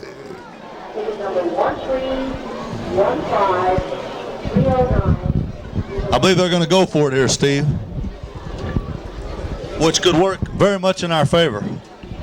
That's right, and let's hope it does. And you know, chasing 12's not that bad.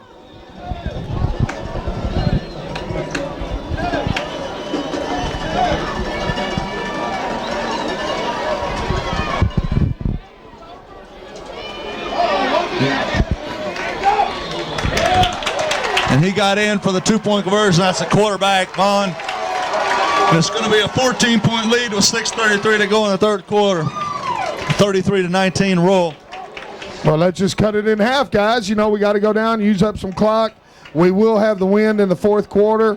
And I still don't feel bad about this, Shane. I feel, you know, I don't like the situation we're in, but we got to maintain a positive attitude of those guys down there on the field I'm talking about, because like you said, and I'm going to repeat it, they can't get excited about this. You just go down and answer. That's exactly right. It's the best way to counter a touchdown against your defense is to score one of your own. That's right.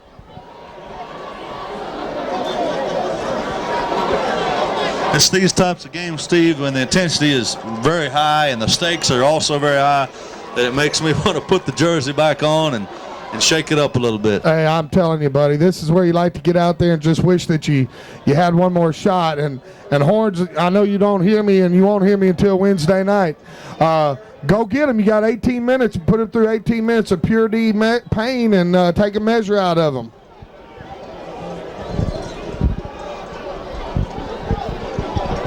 Boy, I tell you, what? We need one right here. We need one right here, Clarence.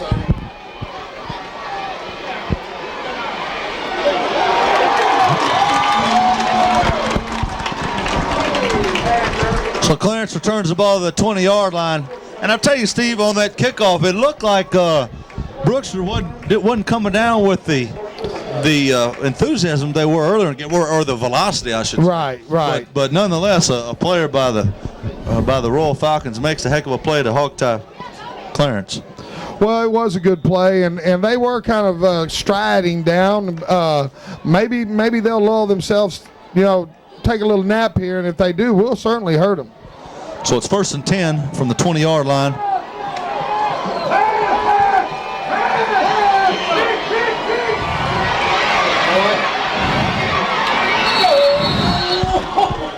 And Romine tips the sideline, but a great gain of 30 yards, 31 yards, in fact.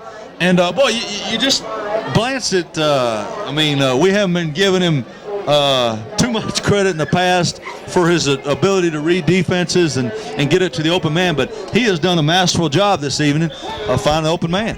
Hey, Boone's done his job. I tell you, he looks like the quarterback that I have read about for the last couple of years. He's very confident up there. He checked off a couple receivers that time, found his third man, and really made a nice play. It's a straight drop, and they're going to fade it. He's got him. Oh, baby, what a play. Touchdown. Oh, Kurt Kabinka catches the ball about 4 times. Scared the hell out of me, Steve. The heck out of me. Yeah, I'm still picking up my stuff. I'll tell you, that right there was, you talk about concentration. You know what, Shane? I tell you what, the loudmouths down below us are yelling to kill the quarterback. Thanks for the class, Brookshire. But what you want here, Shane, is that play right there was pure concentration. Number 5 made an excellent defensive play, and Kurt just out-athleted him on that one, if such a word. Mr. Automatic on the back. He's back. He is back. So with 6:04 left in the third period, it's the Shorthorns 26, the Royal Falcons 33. We'll be back in a moment.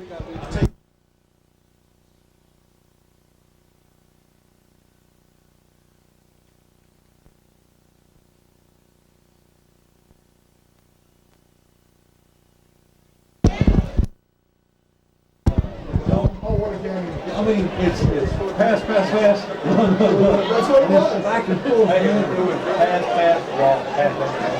Draw.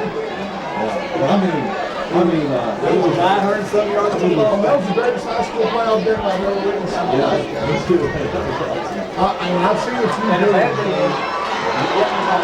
said, walking on the field, we did something for the last play. Really? I never heard that. They said that they go from the top of the ring, the ball losing one time about that.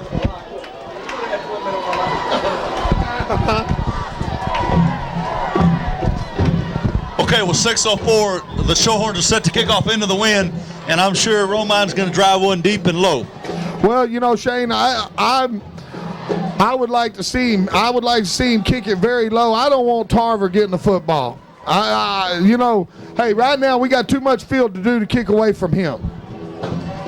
Good. It's a short pooch kick, Good. and number 11's going to field it at the 24. That's a hole.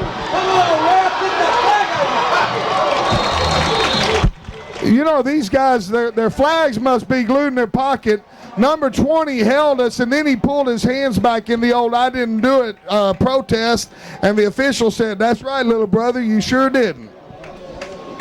Yeah, and we got a Shorthorn down. I don't know. He's trying to get up. Mister. No, it's not Mister. It's Tweety, isn't it? 20? Is that Tweety? Yeah. Ooh, Tweety Valenzuela is in a lot of pain out there, Shane.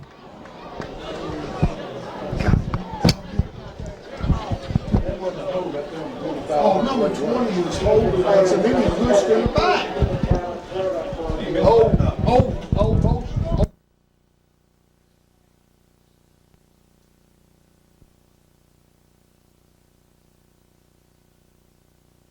So we have Stephen Valenzuela down on the field, and tried to get up and had an ailment where he needed to lie back down. It looked like they were messing with his shoulder when he was up, and I hope it's not a broken collarbone or shoulder or something. I don't know what it could be here. Well, you sure hope that, judging by where they're looking at, it's up in the shoulder area. You know, Shane, it can really hurt you when something like that happens. But now, Jimmy just informed me that Coach Casper's knocking on top of his helmet a little bit. Looks like, you know, on top of his hat. You definitely don't want to see anything like that.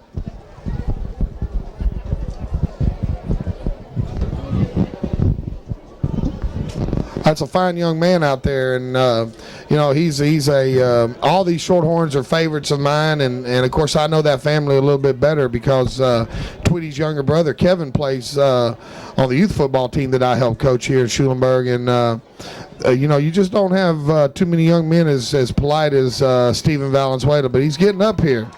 Atta baby, Steve. Good job, biggin. I think he was just a little woozy, it looks like now. And I tell you what, Bubba Oak, for a lot of you folks at home know Bubba Ollie, he still talks about a play when I ran down against the University of Texas my freshman year, and I was looking for a ball and not looking for that man that knocked me in the next week. He said Southwestern bell was still ringing a week later. Yeah, that's always scary when you take a big hit. It usually happens on some wide open play like that. Oh, what do we got here? Got to have an offensive penalty.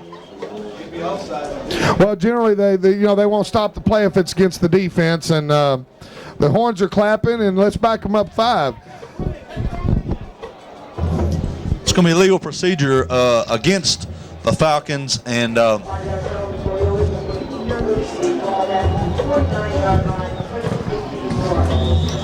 believe an end for Tweety is Michael Davis, the junior.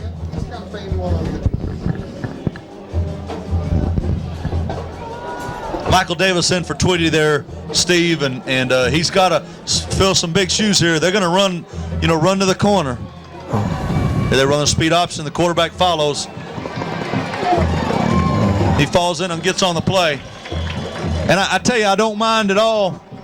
We've got a lot of guys around the ball, but it'd be nice if that pile was going the other way. Yeah, Shane, you know, we have the white shirts, black hats, and orange pants all around the ball. What Royal is doing is they're just, the quarterback and Tarver both are just sneaking in behind their linemen and kind of shuffling along until they get a little crease to hit. We need a strip right here. Big play, guys. 2nd and 6. It's ISO right up the middle, and what a hit! That's the way you put a helmet on the Horn defense. And 65 still going. Get your big butt out of there, fella. There's your big keister. Your big keister. Activity going on after the plays, and I'm not going to say the Horns aren't, instigating any of it, but boy, it sure does. With four dead ball personal fouls against the Royal Falcons, I got to believe that. That's right. They're doing more. They're doing it.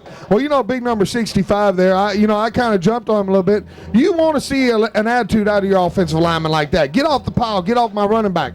I just don't like to see it when it's going against my guys. Right. 3rd and 6 here, and they got it all spread out for that speed option if they bring it this way. No, they go sweep over here. And too much giving up, and that I tell you, they stretch the corner with that tight wing on this side, Steve. They really do. That's just a quick pitch, and it's nothing fancy to it. Tarver once again takes his read and makes his move. That time Michael Davis comes up and hits up on the takes it on with his inside shoulder like he's supposed to, but doesn't really close the hole enough. And there's some movement coming on inside. And here we've got a switch. Kurt Kabinka goes to end. Well, you put a good athlete is what we're doing there, Shane.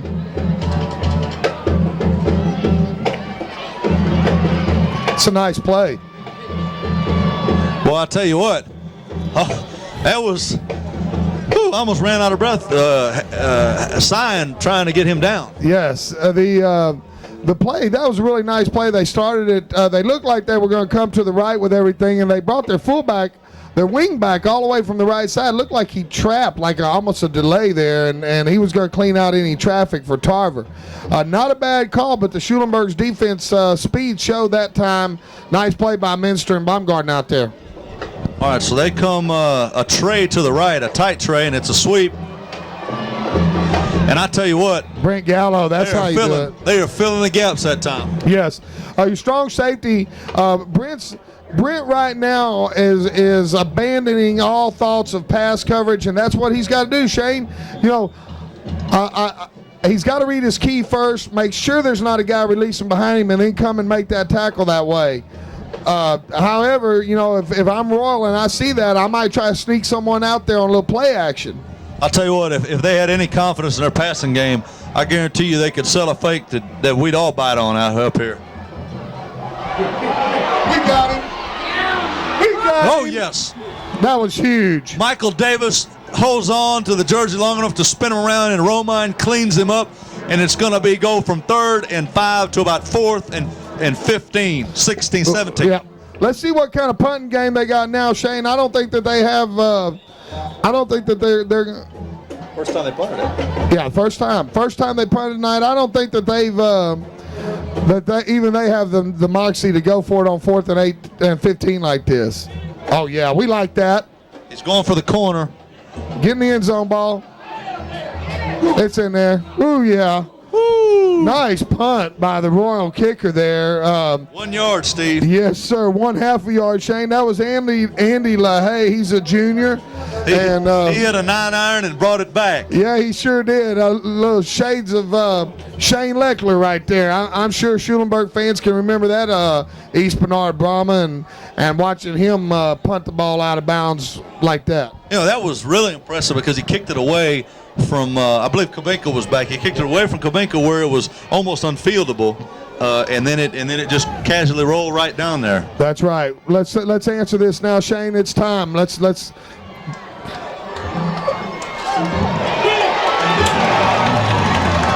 I didn't see. Did Clarence bobble the ball a little bit? No, the pitch was a little bit behind him, and he's down right now. You know, that was a little extracurricular by number 45. I don't mind saying it. I don't like him. I don't like his style.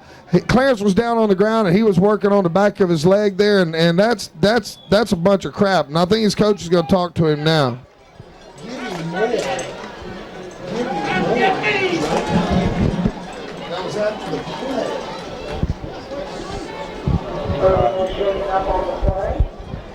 Well, it's good to see Clarence kind of hopping off.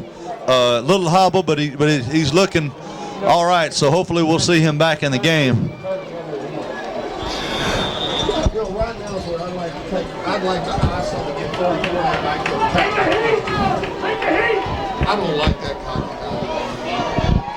of. So they run twips to the field, and you got to look for Kabinka here.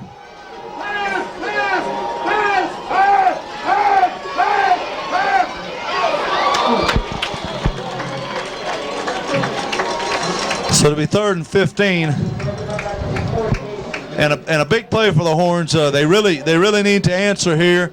But with a whole quarter left, Steve, it's not like we can't. But I tell you the thing that we need, and I was almost. I mean, I'm sure Royal would have come with a timeout, but I was almost thinking, let's run the ball twice and get the wind at our back. Get the wind, so if we do have to punt, well, we'd have to punt. But when we did, that we would, if we did, we'd have a heck of a good win behind. That's right. Well, we're sitting on 8 seconds left on the play clock right now. We got to get the play off, Boone, and let's go now. He's got a man. Tips open. He's caught the ball, but it's short of the first, Shane. Oh, but a heck of a catch by Tippy, and it's just unfortunate that Oh, it's too bad we can't kick that ball around a little bit so he couldn't set it. I'm telling you. Because it's going to be 16 seconds left. You know, right now, Shane, I know that we got a lot of time left. I'd almost like to run an old Boomerooski here, old Bum Phillips fake here, and go with it. But Boone's going to have to kick it out of there. We need a good kick here, and you got two dangerous return men back there. And that's a good one. That's what we want. And a good That's what we job want.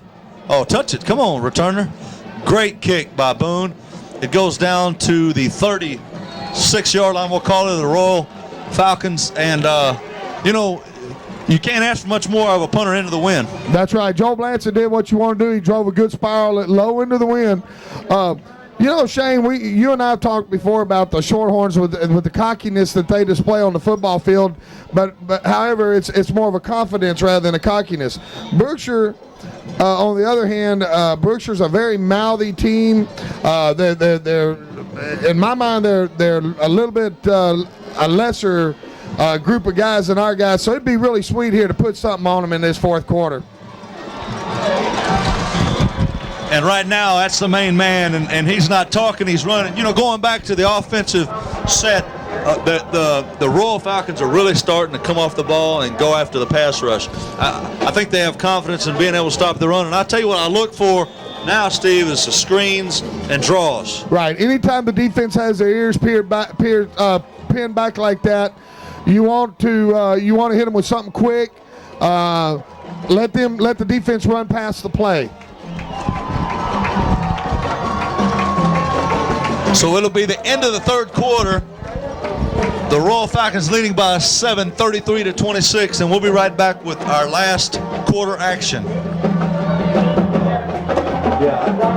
By Brent Gallo, and I tell you, Steve, we got to come up with a second wind here. Yes, Tarver. Speaking of second winds, he's leaning over and grabbing his hip pads, and that's a sign of a young man being tired.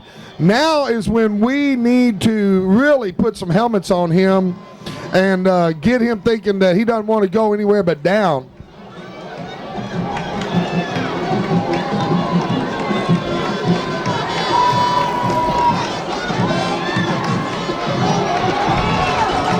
So I give it to the fullback, number 30, trying to keep the Schulenburg defense honest, and he gets a pretty good sizable gain of about 7.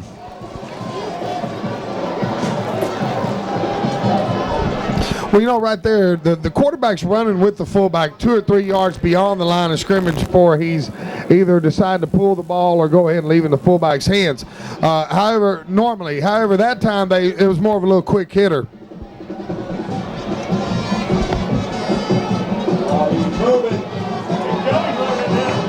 A good job by Kevin Minster, I believe that, to grab and hold on, and I believe he got a first down, but at least he held him to only a 5-yard gain.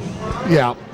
They're definitely giving Tarver a blow. That's 2 straight carries by the up back, and I look for him to get the ball now.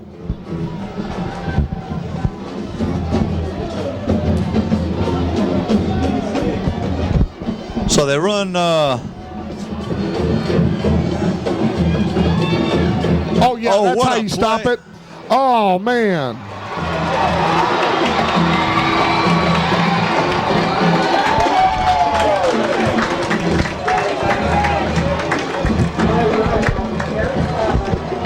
That went from an excellent play to a crappy play, Steve. Yeah, we had great penetration, Shane. I didn't see who got the penetration that time, but that's what we're talking about. You know, you stop that running play before it gets going, and I'll be darned if we didn't bounce him around the end for about 8 yards. I see James Jones getting fired up. He's hollering around, and we just got to rise right here. I mean, this is what all good games and good players are made of right That's here. Right. And somebody's shooting the gap. Pat Marty is shooting the gap. I'm not sure if he shot it last time, but he's having some success there. I just be careful that the Royal coaches don't pick up on that. That's right. And run a quick counter right back at that hole. You know, that just shows you, though, in a defensive leader, you know, he's not going to take this crap sitting back on his heels. That's right. Hey, he wants to make something happen, and I'm glad to see it. Nice. Oh. Good job of gang tackling, and boy, Tarver gains the first down, but it was a tough gain there. Try another Shorthorn down or first down.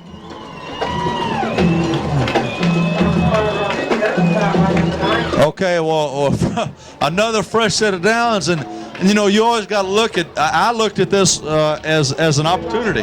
That's right. Hey, they got to go 10 yards. We got 4 plays to stop them. Let's do it.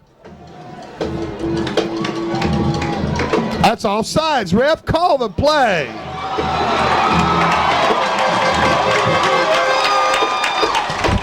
Left guard jump. Left guard jump.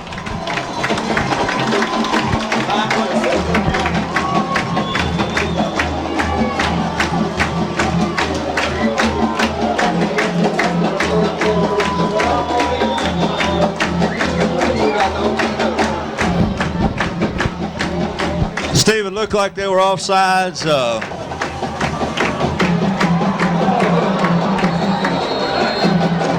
And they missed the extra point, and I guess that's something we can use to springboard on with 9 minutes left. You know, we won't have any problem scoring with little time, but obviously we need to stop them from scoring. And it looks like the referee is telling one of their linemen a thing or two, and I don't know if it's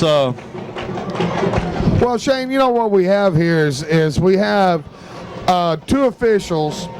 You got your line judge on the other side, and he wants to call everything. Then you got your one on this side, and his flag's glued to his pocket. And that was obvious. You know, you teach your lineman to go on the half count. You want him getting the little edge right there, but the center's got to snap the ball. He did not do it, and we just didn't get a call that time. Well, I look for us. Clarence was back on defense that series, so I look for us to get a good field position here. And there's nothing that says with the ease in which we've scored or we've driven the last 2 drives in this half, there's no reason we can't go down and get 6 or 7 points and get right back in this thing. Exactly.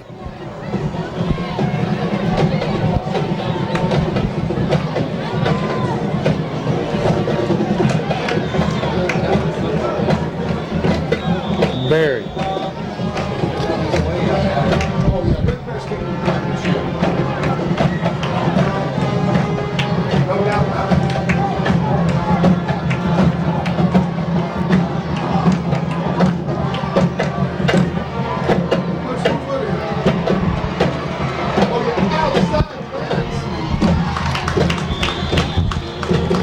All right, so at the 32-yard line, the Horns take over 1st and 10. Well, you know, Shane, we've really been able to move the ball offensively. They haven't really stopped us here in the second half.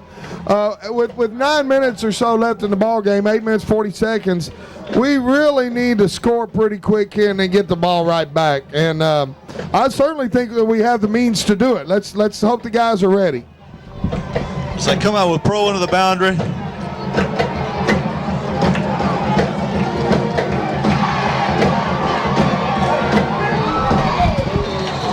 And a real nice ball, and it almost looked as if the wind maybe took it a little bit because it looked like both Brent and the defensive back misjudged it. Yes, the DB closed in front of Brent, actually, and he was looking pick all the way, Shane, and I think that that north wind just tailed it on up a little bit. Gallo gets up and kind of gimps a little bit, so it'll be 2nd and 10, and it looks like the Horns are going to come out firing. I'd watch 45 over here on the corner. They run motion across.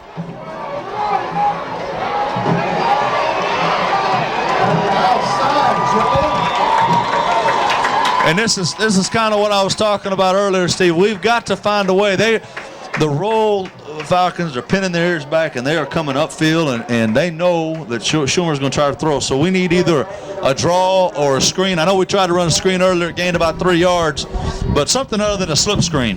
Yes, you try to get them isolated out there in the flat and let Kirk get one-on-one with somebody. It's just tough here at 3rd and 12. You really have to run a developed route, and of course that requires more time by Joel in order to pass the ball.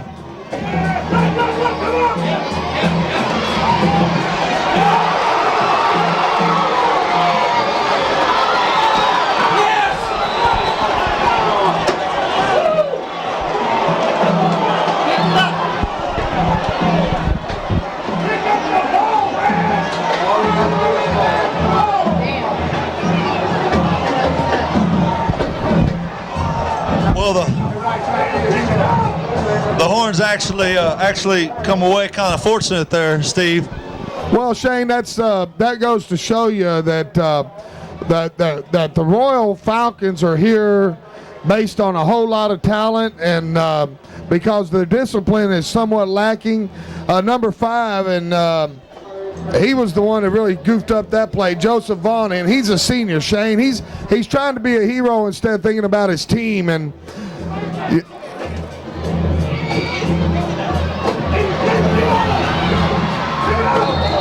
he's trying to be a hero, now throwing the ball down like that. He's just a punk, that's all he is. Yeah. And, you know, guys like him, that is the reason why a team as talented as Royal, who definitely has, you know, state finals type talent, if they have that type of attitude, Shane, they're gonna stumble down the line. Oh, sure they will, Steve. And it won't take more talent than the Shorthorns have.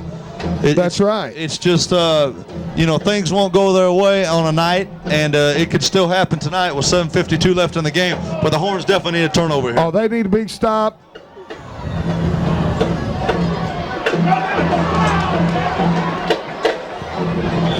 And it looks like a hard count by the quarterback may have drawn the Horns offside. Yeah, but Shane, what really bothers me about that is once again you're having flags thrown 5 seconds after the play's been run, and you know, make the call, guys.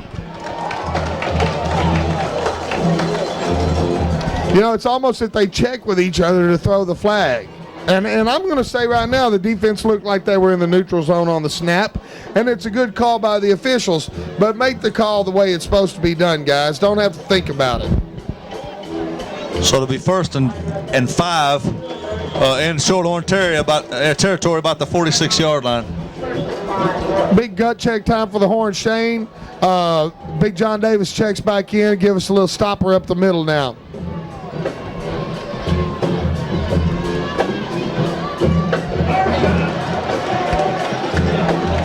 Punish him, guys. Punish him now, guys.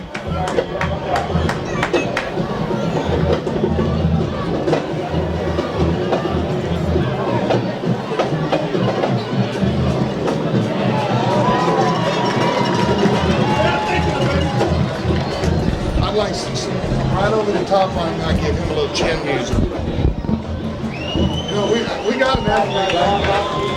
Enrique and Clarence can both do that. You just don't see that anymore.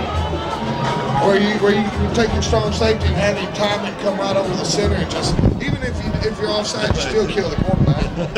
I like it. And a good job by Baumgarten and Cullen Clazel. That's right. You know, Brookshire right now, you wouldn't think that they were winning this football game, Shane. They're out there doing a little bit of extracurricular stuff, and all the Shorthorns are doing is taking care of business. And there we go. Oh, now who they gonna call that on?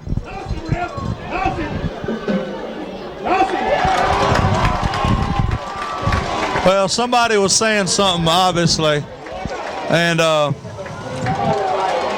he's going to go over and tell Wild, and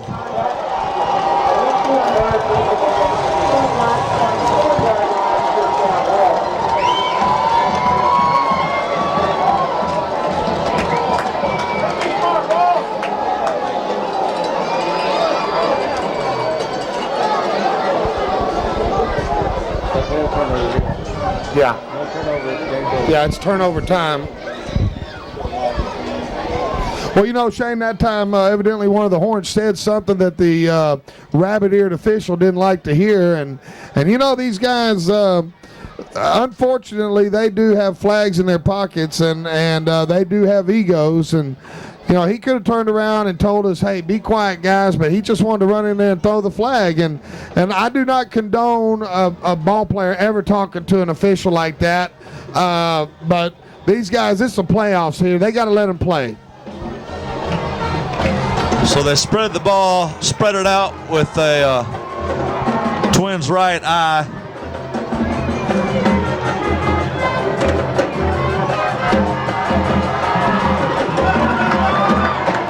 And we finally get back to playing football, and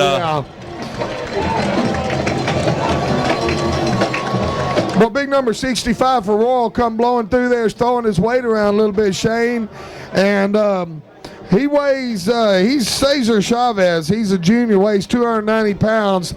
And big Corey Romine shucked him like a bale of hay, man. He sent him flying.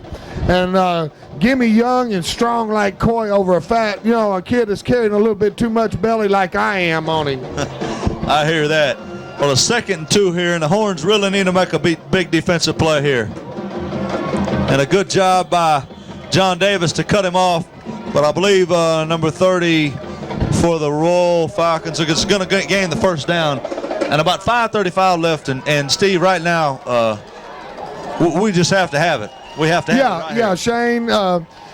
The guys right now that need to step up and make the plays are the defensive linemen. We really need some penetration here and stop them before they get their running attack started. Right here, Tarver's fixing a pitch. They're fixing pitch to the right.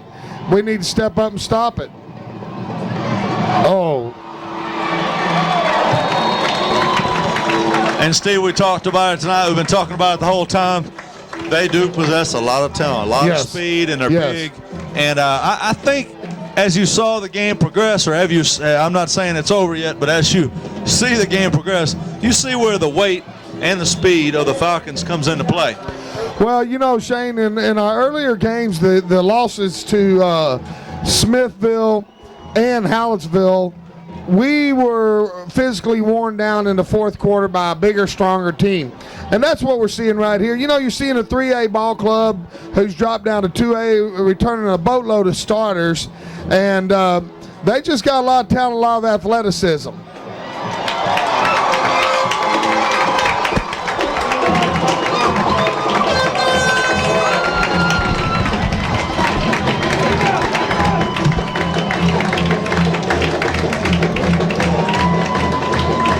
Well, right now you get into the elevator, you push the button marked Pride, and you come back. You come back, Shane.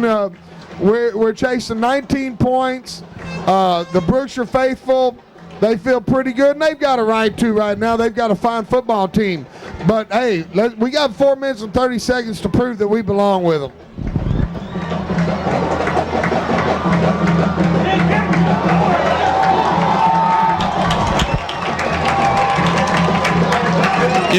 I'm looking at this Shorthorn team, and I kind of talked about it earlier. It reminded me of our team as to coming about late, and I can remember 3 teams. And we'll see. We'll watch this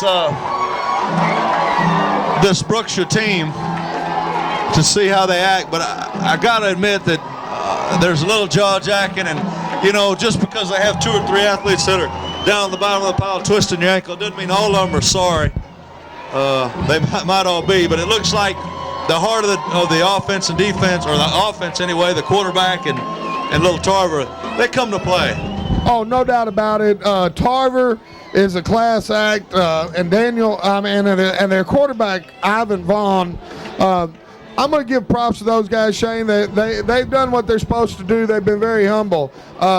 You got guys out there like number 45 right now, and people like him. He's the one twisted Clarence's leg up earlier when he tackled him in the backfield, and there's no need for that. And guys like him, in a few years he'll be out, mowing yards or working in a warehouse somewhere, making about $4 an hour after he drops out of school.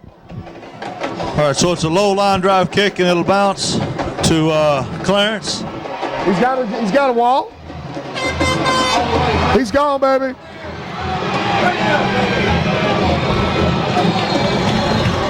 Hey, get out of his face, number 11. Oh, come on, throw the flag. Throw the flag. Throw it. He actually ain't gonna throw a flag. And a hell of a kickoff return there by Clarence, and a little. Shane, well, what happened there was number 11 tried to pop Clarence out of bounds, and Clarence shoved him off and made him look a little weak, and he didn't like it. He got up and he started mouthing off, and then Clarence said something back to him, and another one of their guys rushed in. But this one official right here will not call a flag against the Falcons. But let's look at what Clarence just did. Now the Horns are set up 1st and 10. Come on, Boone, pull it out, baby. He's got him. Touchdown. And just like that, Oh, man. That was a beautiful pass from Boone out there to Brent Gallo, wasn't it, Shane? it was awesome. That's just the way. I think they scored with 4:30 or 4:20. No, 4:40, I believe. It took us 24 seconds. to 24 score. seconds to go a long ways. And, that's what that big kickoff return did. Now we come back. It's not too early to start talking onside kick. Getting the ball back, Shane. We're only chasing 15 points. And there's not a doubt in my mind that we onside kick it because the best defense we can play right now is to keep the ball away from Tarver and the That's offense. right. That's right. And the Horns here on the onside kick. If we can recover this ball, we put points on the board, and we're looking at maybe 2 minutes left in the ball game. We've got a couple timeouts left. Anything can happen, Shane. It sure can. And I tell you what, I remember Dad telling me a story back in his Bishop Forest days, which has been a long time ago, obviously, back in the 60s, when they won a ball game and they were down 2 scores with 25 seconds left to go in the game. That's right. That's pretty hard to believe, because I don't think I can run down a field 2 times in 25 seconds. Well, you could have about 10 years ago, though, now. You know that. Yeah, maybe so.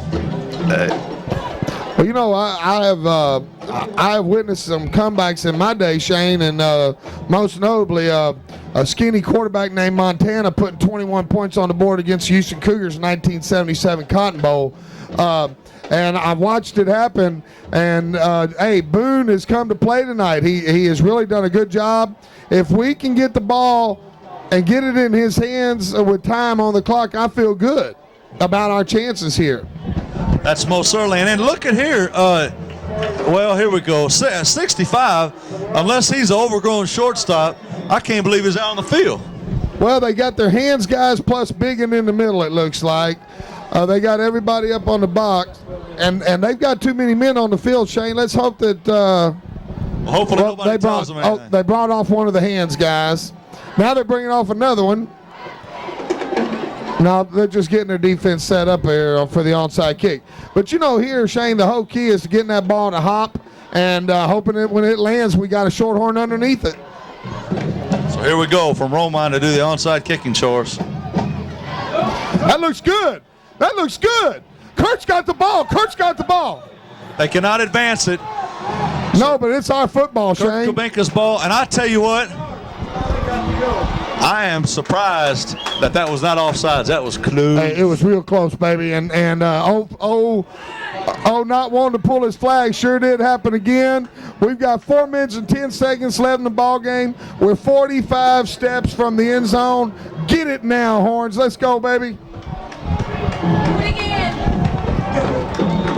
You gotta love the never say die attitude of the Horns here. Yeah, and a few of the Horns faithful were walking off a minute ago. If they're out there in that parking lot, come on back, folks.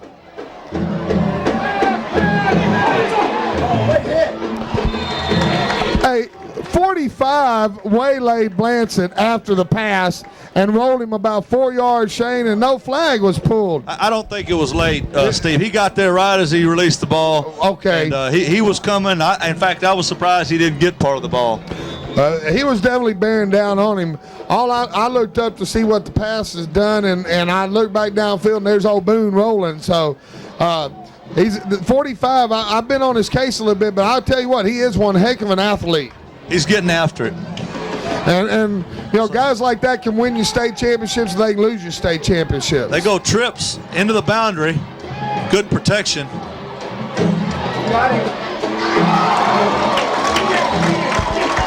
And I really like to see us, to be honest with you, Steve, I know we've gone up top to Kurt in the end of the wind, and we've gone to Gallo, but I'd really like just to see a little intermediate. We have 4 minutes left. Yeah, I'd like to. Possessions. Yeah.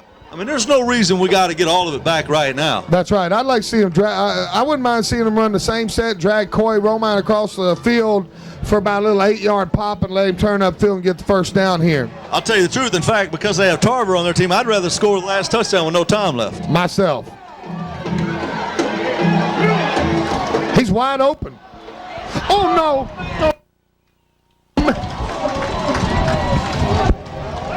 Okay, 4th down. You got to pick yourself up. Oh, man, that looked open, Shane. And I tell you what, we got a little excited and didn't make the connection. Defensive back looked like he fell down. The easy ones are the hardest to catch. I have been there. So 4th down and 10. Hey, the Horns have shown the ability to get this play over and over. So we just got to have faith here. It's going to happen.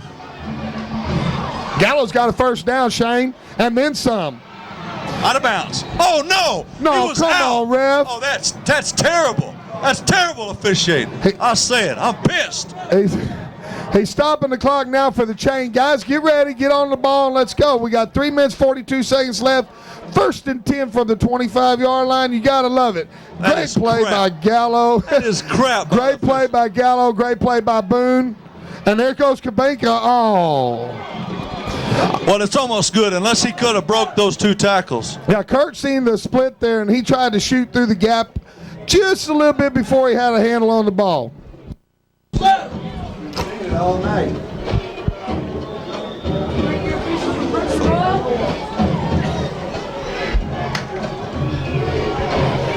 They can't cry, but He must be from Patterson or something.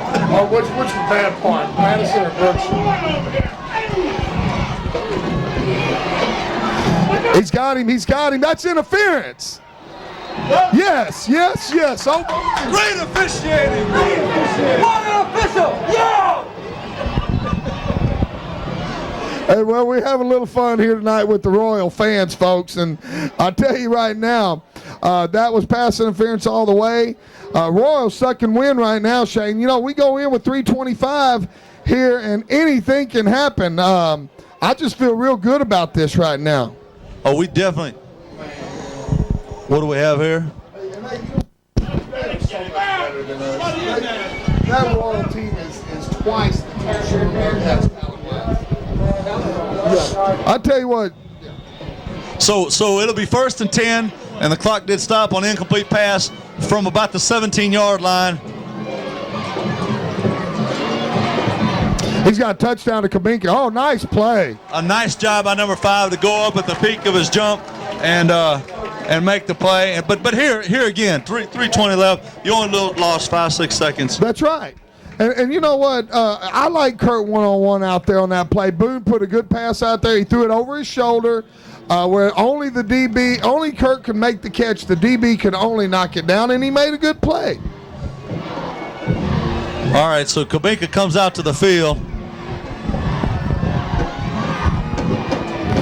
Trying to isolate him on the up and out.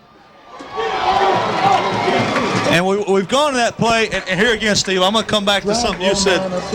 Yeah, something you said earlier is we've gone to the outside 2 times. I think it's time to use Kurt maybe as a decoy, although we have shown the ability to drop the ball when we're open a couple of times. The Horns have. We're going to catch it. That's right.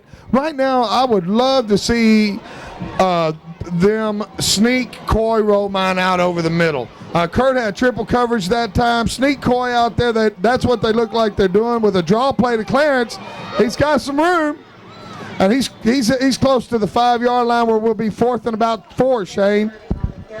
And that was a situation, and here again with 3 minutes and ticking, as long as we get the playoff, 2.5 minutes left. I mean, obviously we have to get a 1st down, and more importantly, we have to get a touchdown. But 2 minutes is so much time to go 50 yards. Oh yeah, with the offense that we have, and the ability, the quick strike ability, we need to get this 1st down. That's a good timeout by Coach Wild over there right now. Actually, I think it might have been Royal, Steve. Was it Royal? No, I think that was the Horns, Shane. And you know, right here, it's 4th down and 4.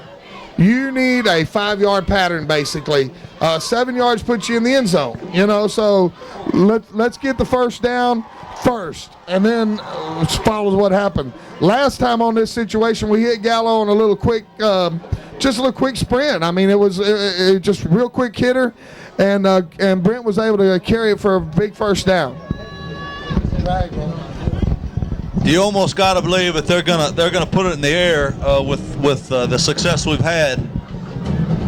And I'm like you. That middle of the field is virtually untapped tonight. Yes, it is, and you know, it'll be interesting. We got a wide field to the left, and Joel is left-handed. We could sprint him out there and hit Coy on a curl. I'd sure like to see it. They got Coy lining up there too. Good play, good call. One man. Tippy's open. Touchdown. Okay. So with 2:50 left to go in the game. Ryan Wotipka with a real nice catch, Shane. It was kind of an awkward deal. It was right kind of over his head, and he turned, and it was one of those where you could have turned one way or turned your hands over the other way, and he turned his hands. It didn't really make a damn bit of difference as long as he That's right. That's right. Hey, right here now, this is a big play for Coy Romine. Right now, let's go for 7. We get the 1 point in here. Coy needs to put it through the goalpost, and I know he's going to because Mr. Automatic's back, and we're going to be chasing 7. Faking, he's wide open. Oh, he almost caught it anyway.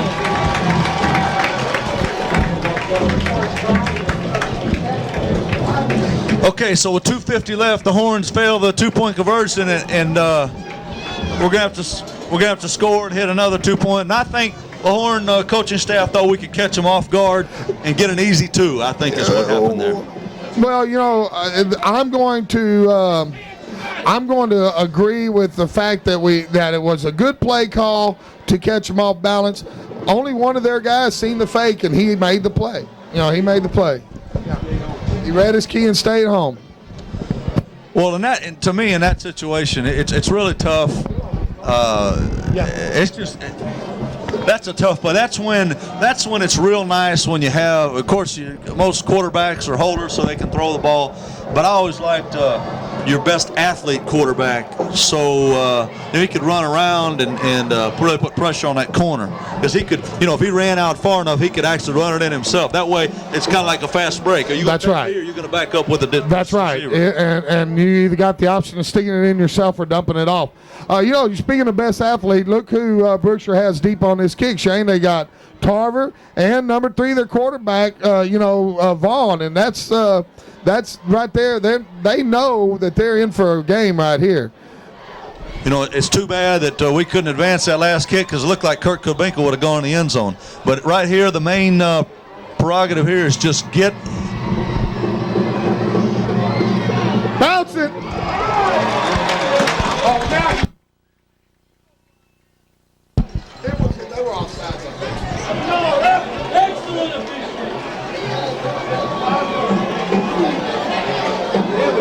So they'll decline it. It'll be 1st and 10 on the 50. And the scoreboard is still showing 3 timeouts, Steve. But I guess we have 2. So if we can just stop them on 4 downs, we will get the ball back with well over a minute. A minute. In fact, 2 minutes. We can get it back with 2 minutes. Right. And you know what, Shane? On this thing here, I noticed Tarver stretching his legs a little bit. Their offense has been on the sidelines. It's a cool night. And maybe they'll be a little cranky here, and we can make a couple of plays on them.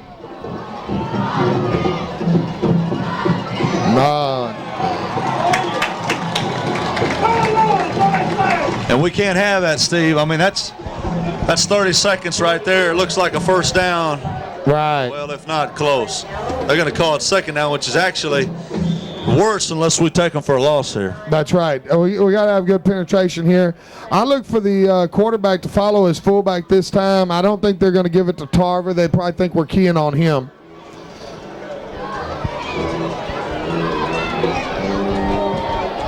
Boy, they just spread you out, Shane.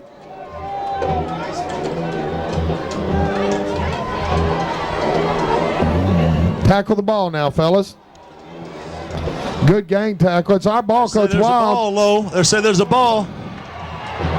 I didn't hear a whistle, Shane, but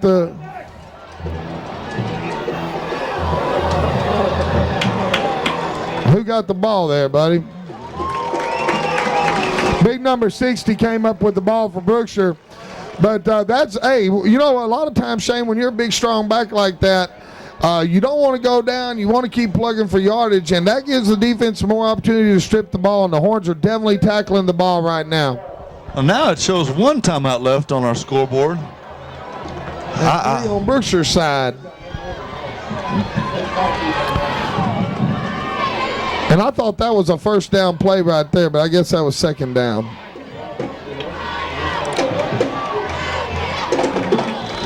And there's a flag. And this is what I can't stand about a flag late in the game like this, because if you take the penalty, yeah, it makes it 1st and 15, but they get to run all the more clock out. That's right, and I've never liked that. Oh, well, it's against us anyway. Right. Wouldn't you know it? Doesn't surprise me.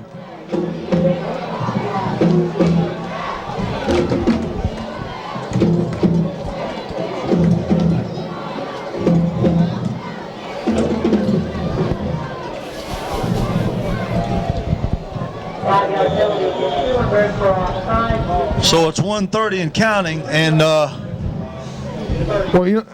it's 1st and 5, and this is that penalty really killed us.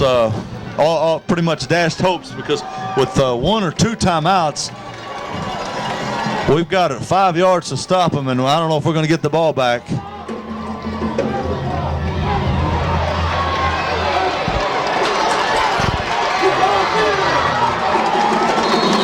there's a flag back here.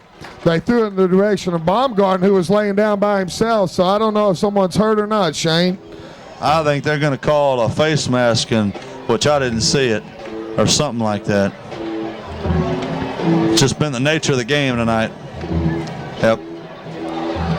Well, I figured as much, Steve. Yeah.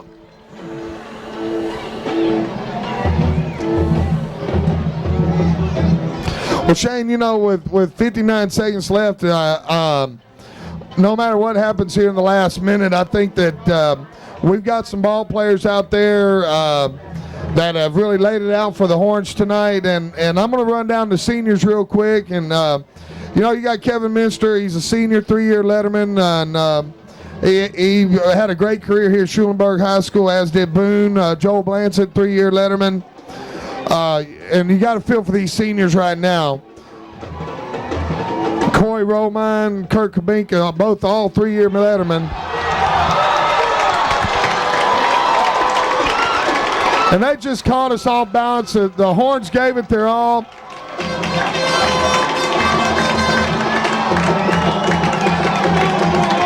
And, you know, the rest of those seniors, you got Stephen Valenzuela, Pat Marty, Big John Davis, Big Jeremy Baumgarten, Big Joe Stavenall.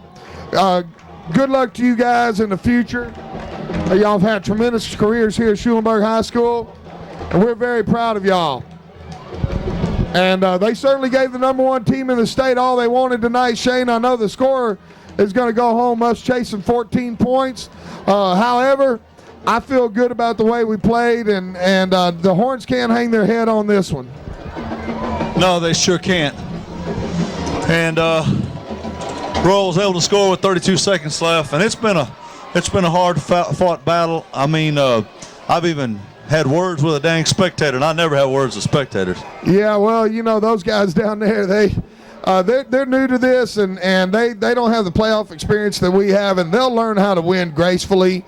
That's just something that I guess they're all hyped up about, finally getting into the playoffs after a long drought. And I wish the Royal Falcons well. They've got a good football team. They're very talented, and they certainly got your state championship material. You know, we've seen state championships in Schulenburg, and this team definitely has the talent to do that. Ran this offense the last several weeks.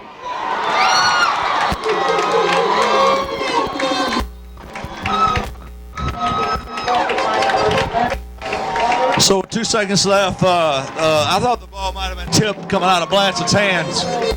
Nonetheless, there's an interception by the Royal Falcons, and they'll take over. 2 seconds left, and I'm sure they'll do the classy thing and down the ball.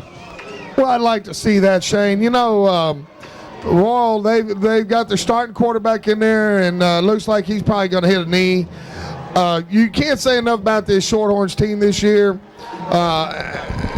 And the way they came on and played such good football the last 7 weeks, and certainly they didn't lay down tonight. No, they certainly didn't. This was a very emotional time. It should be for every football player.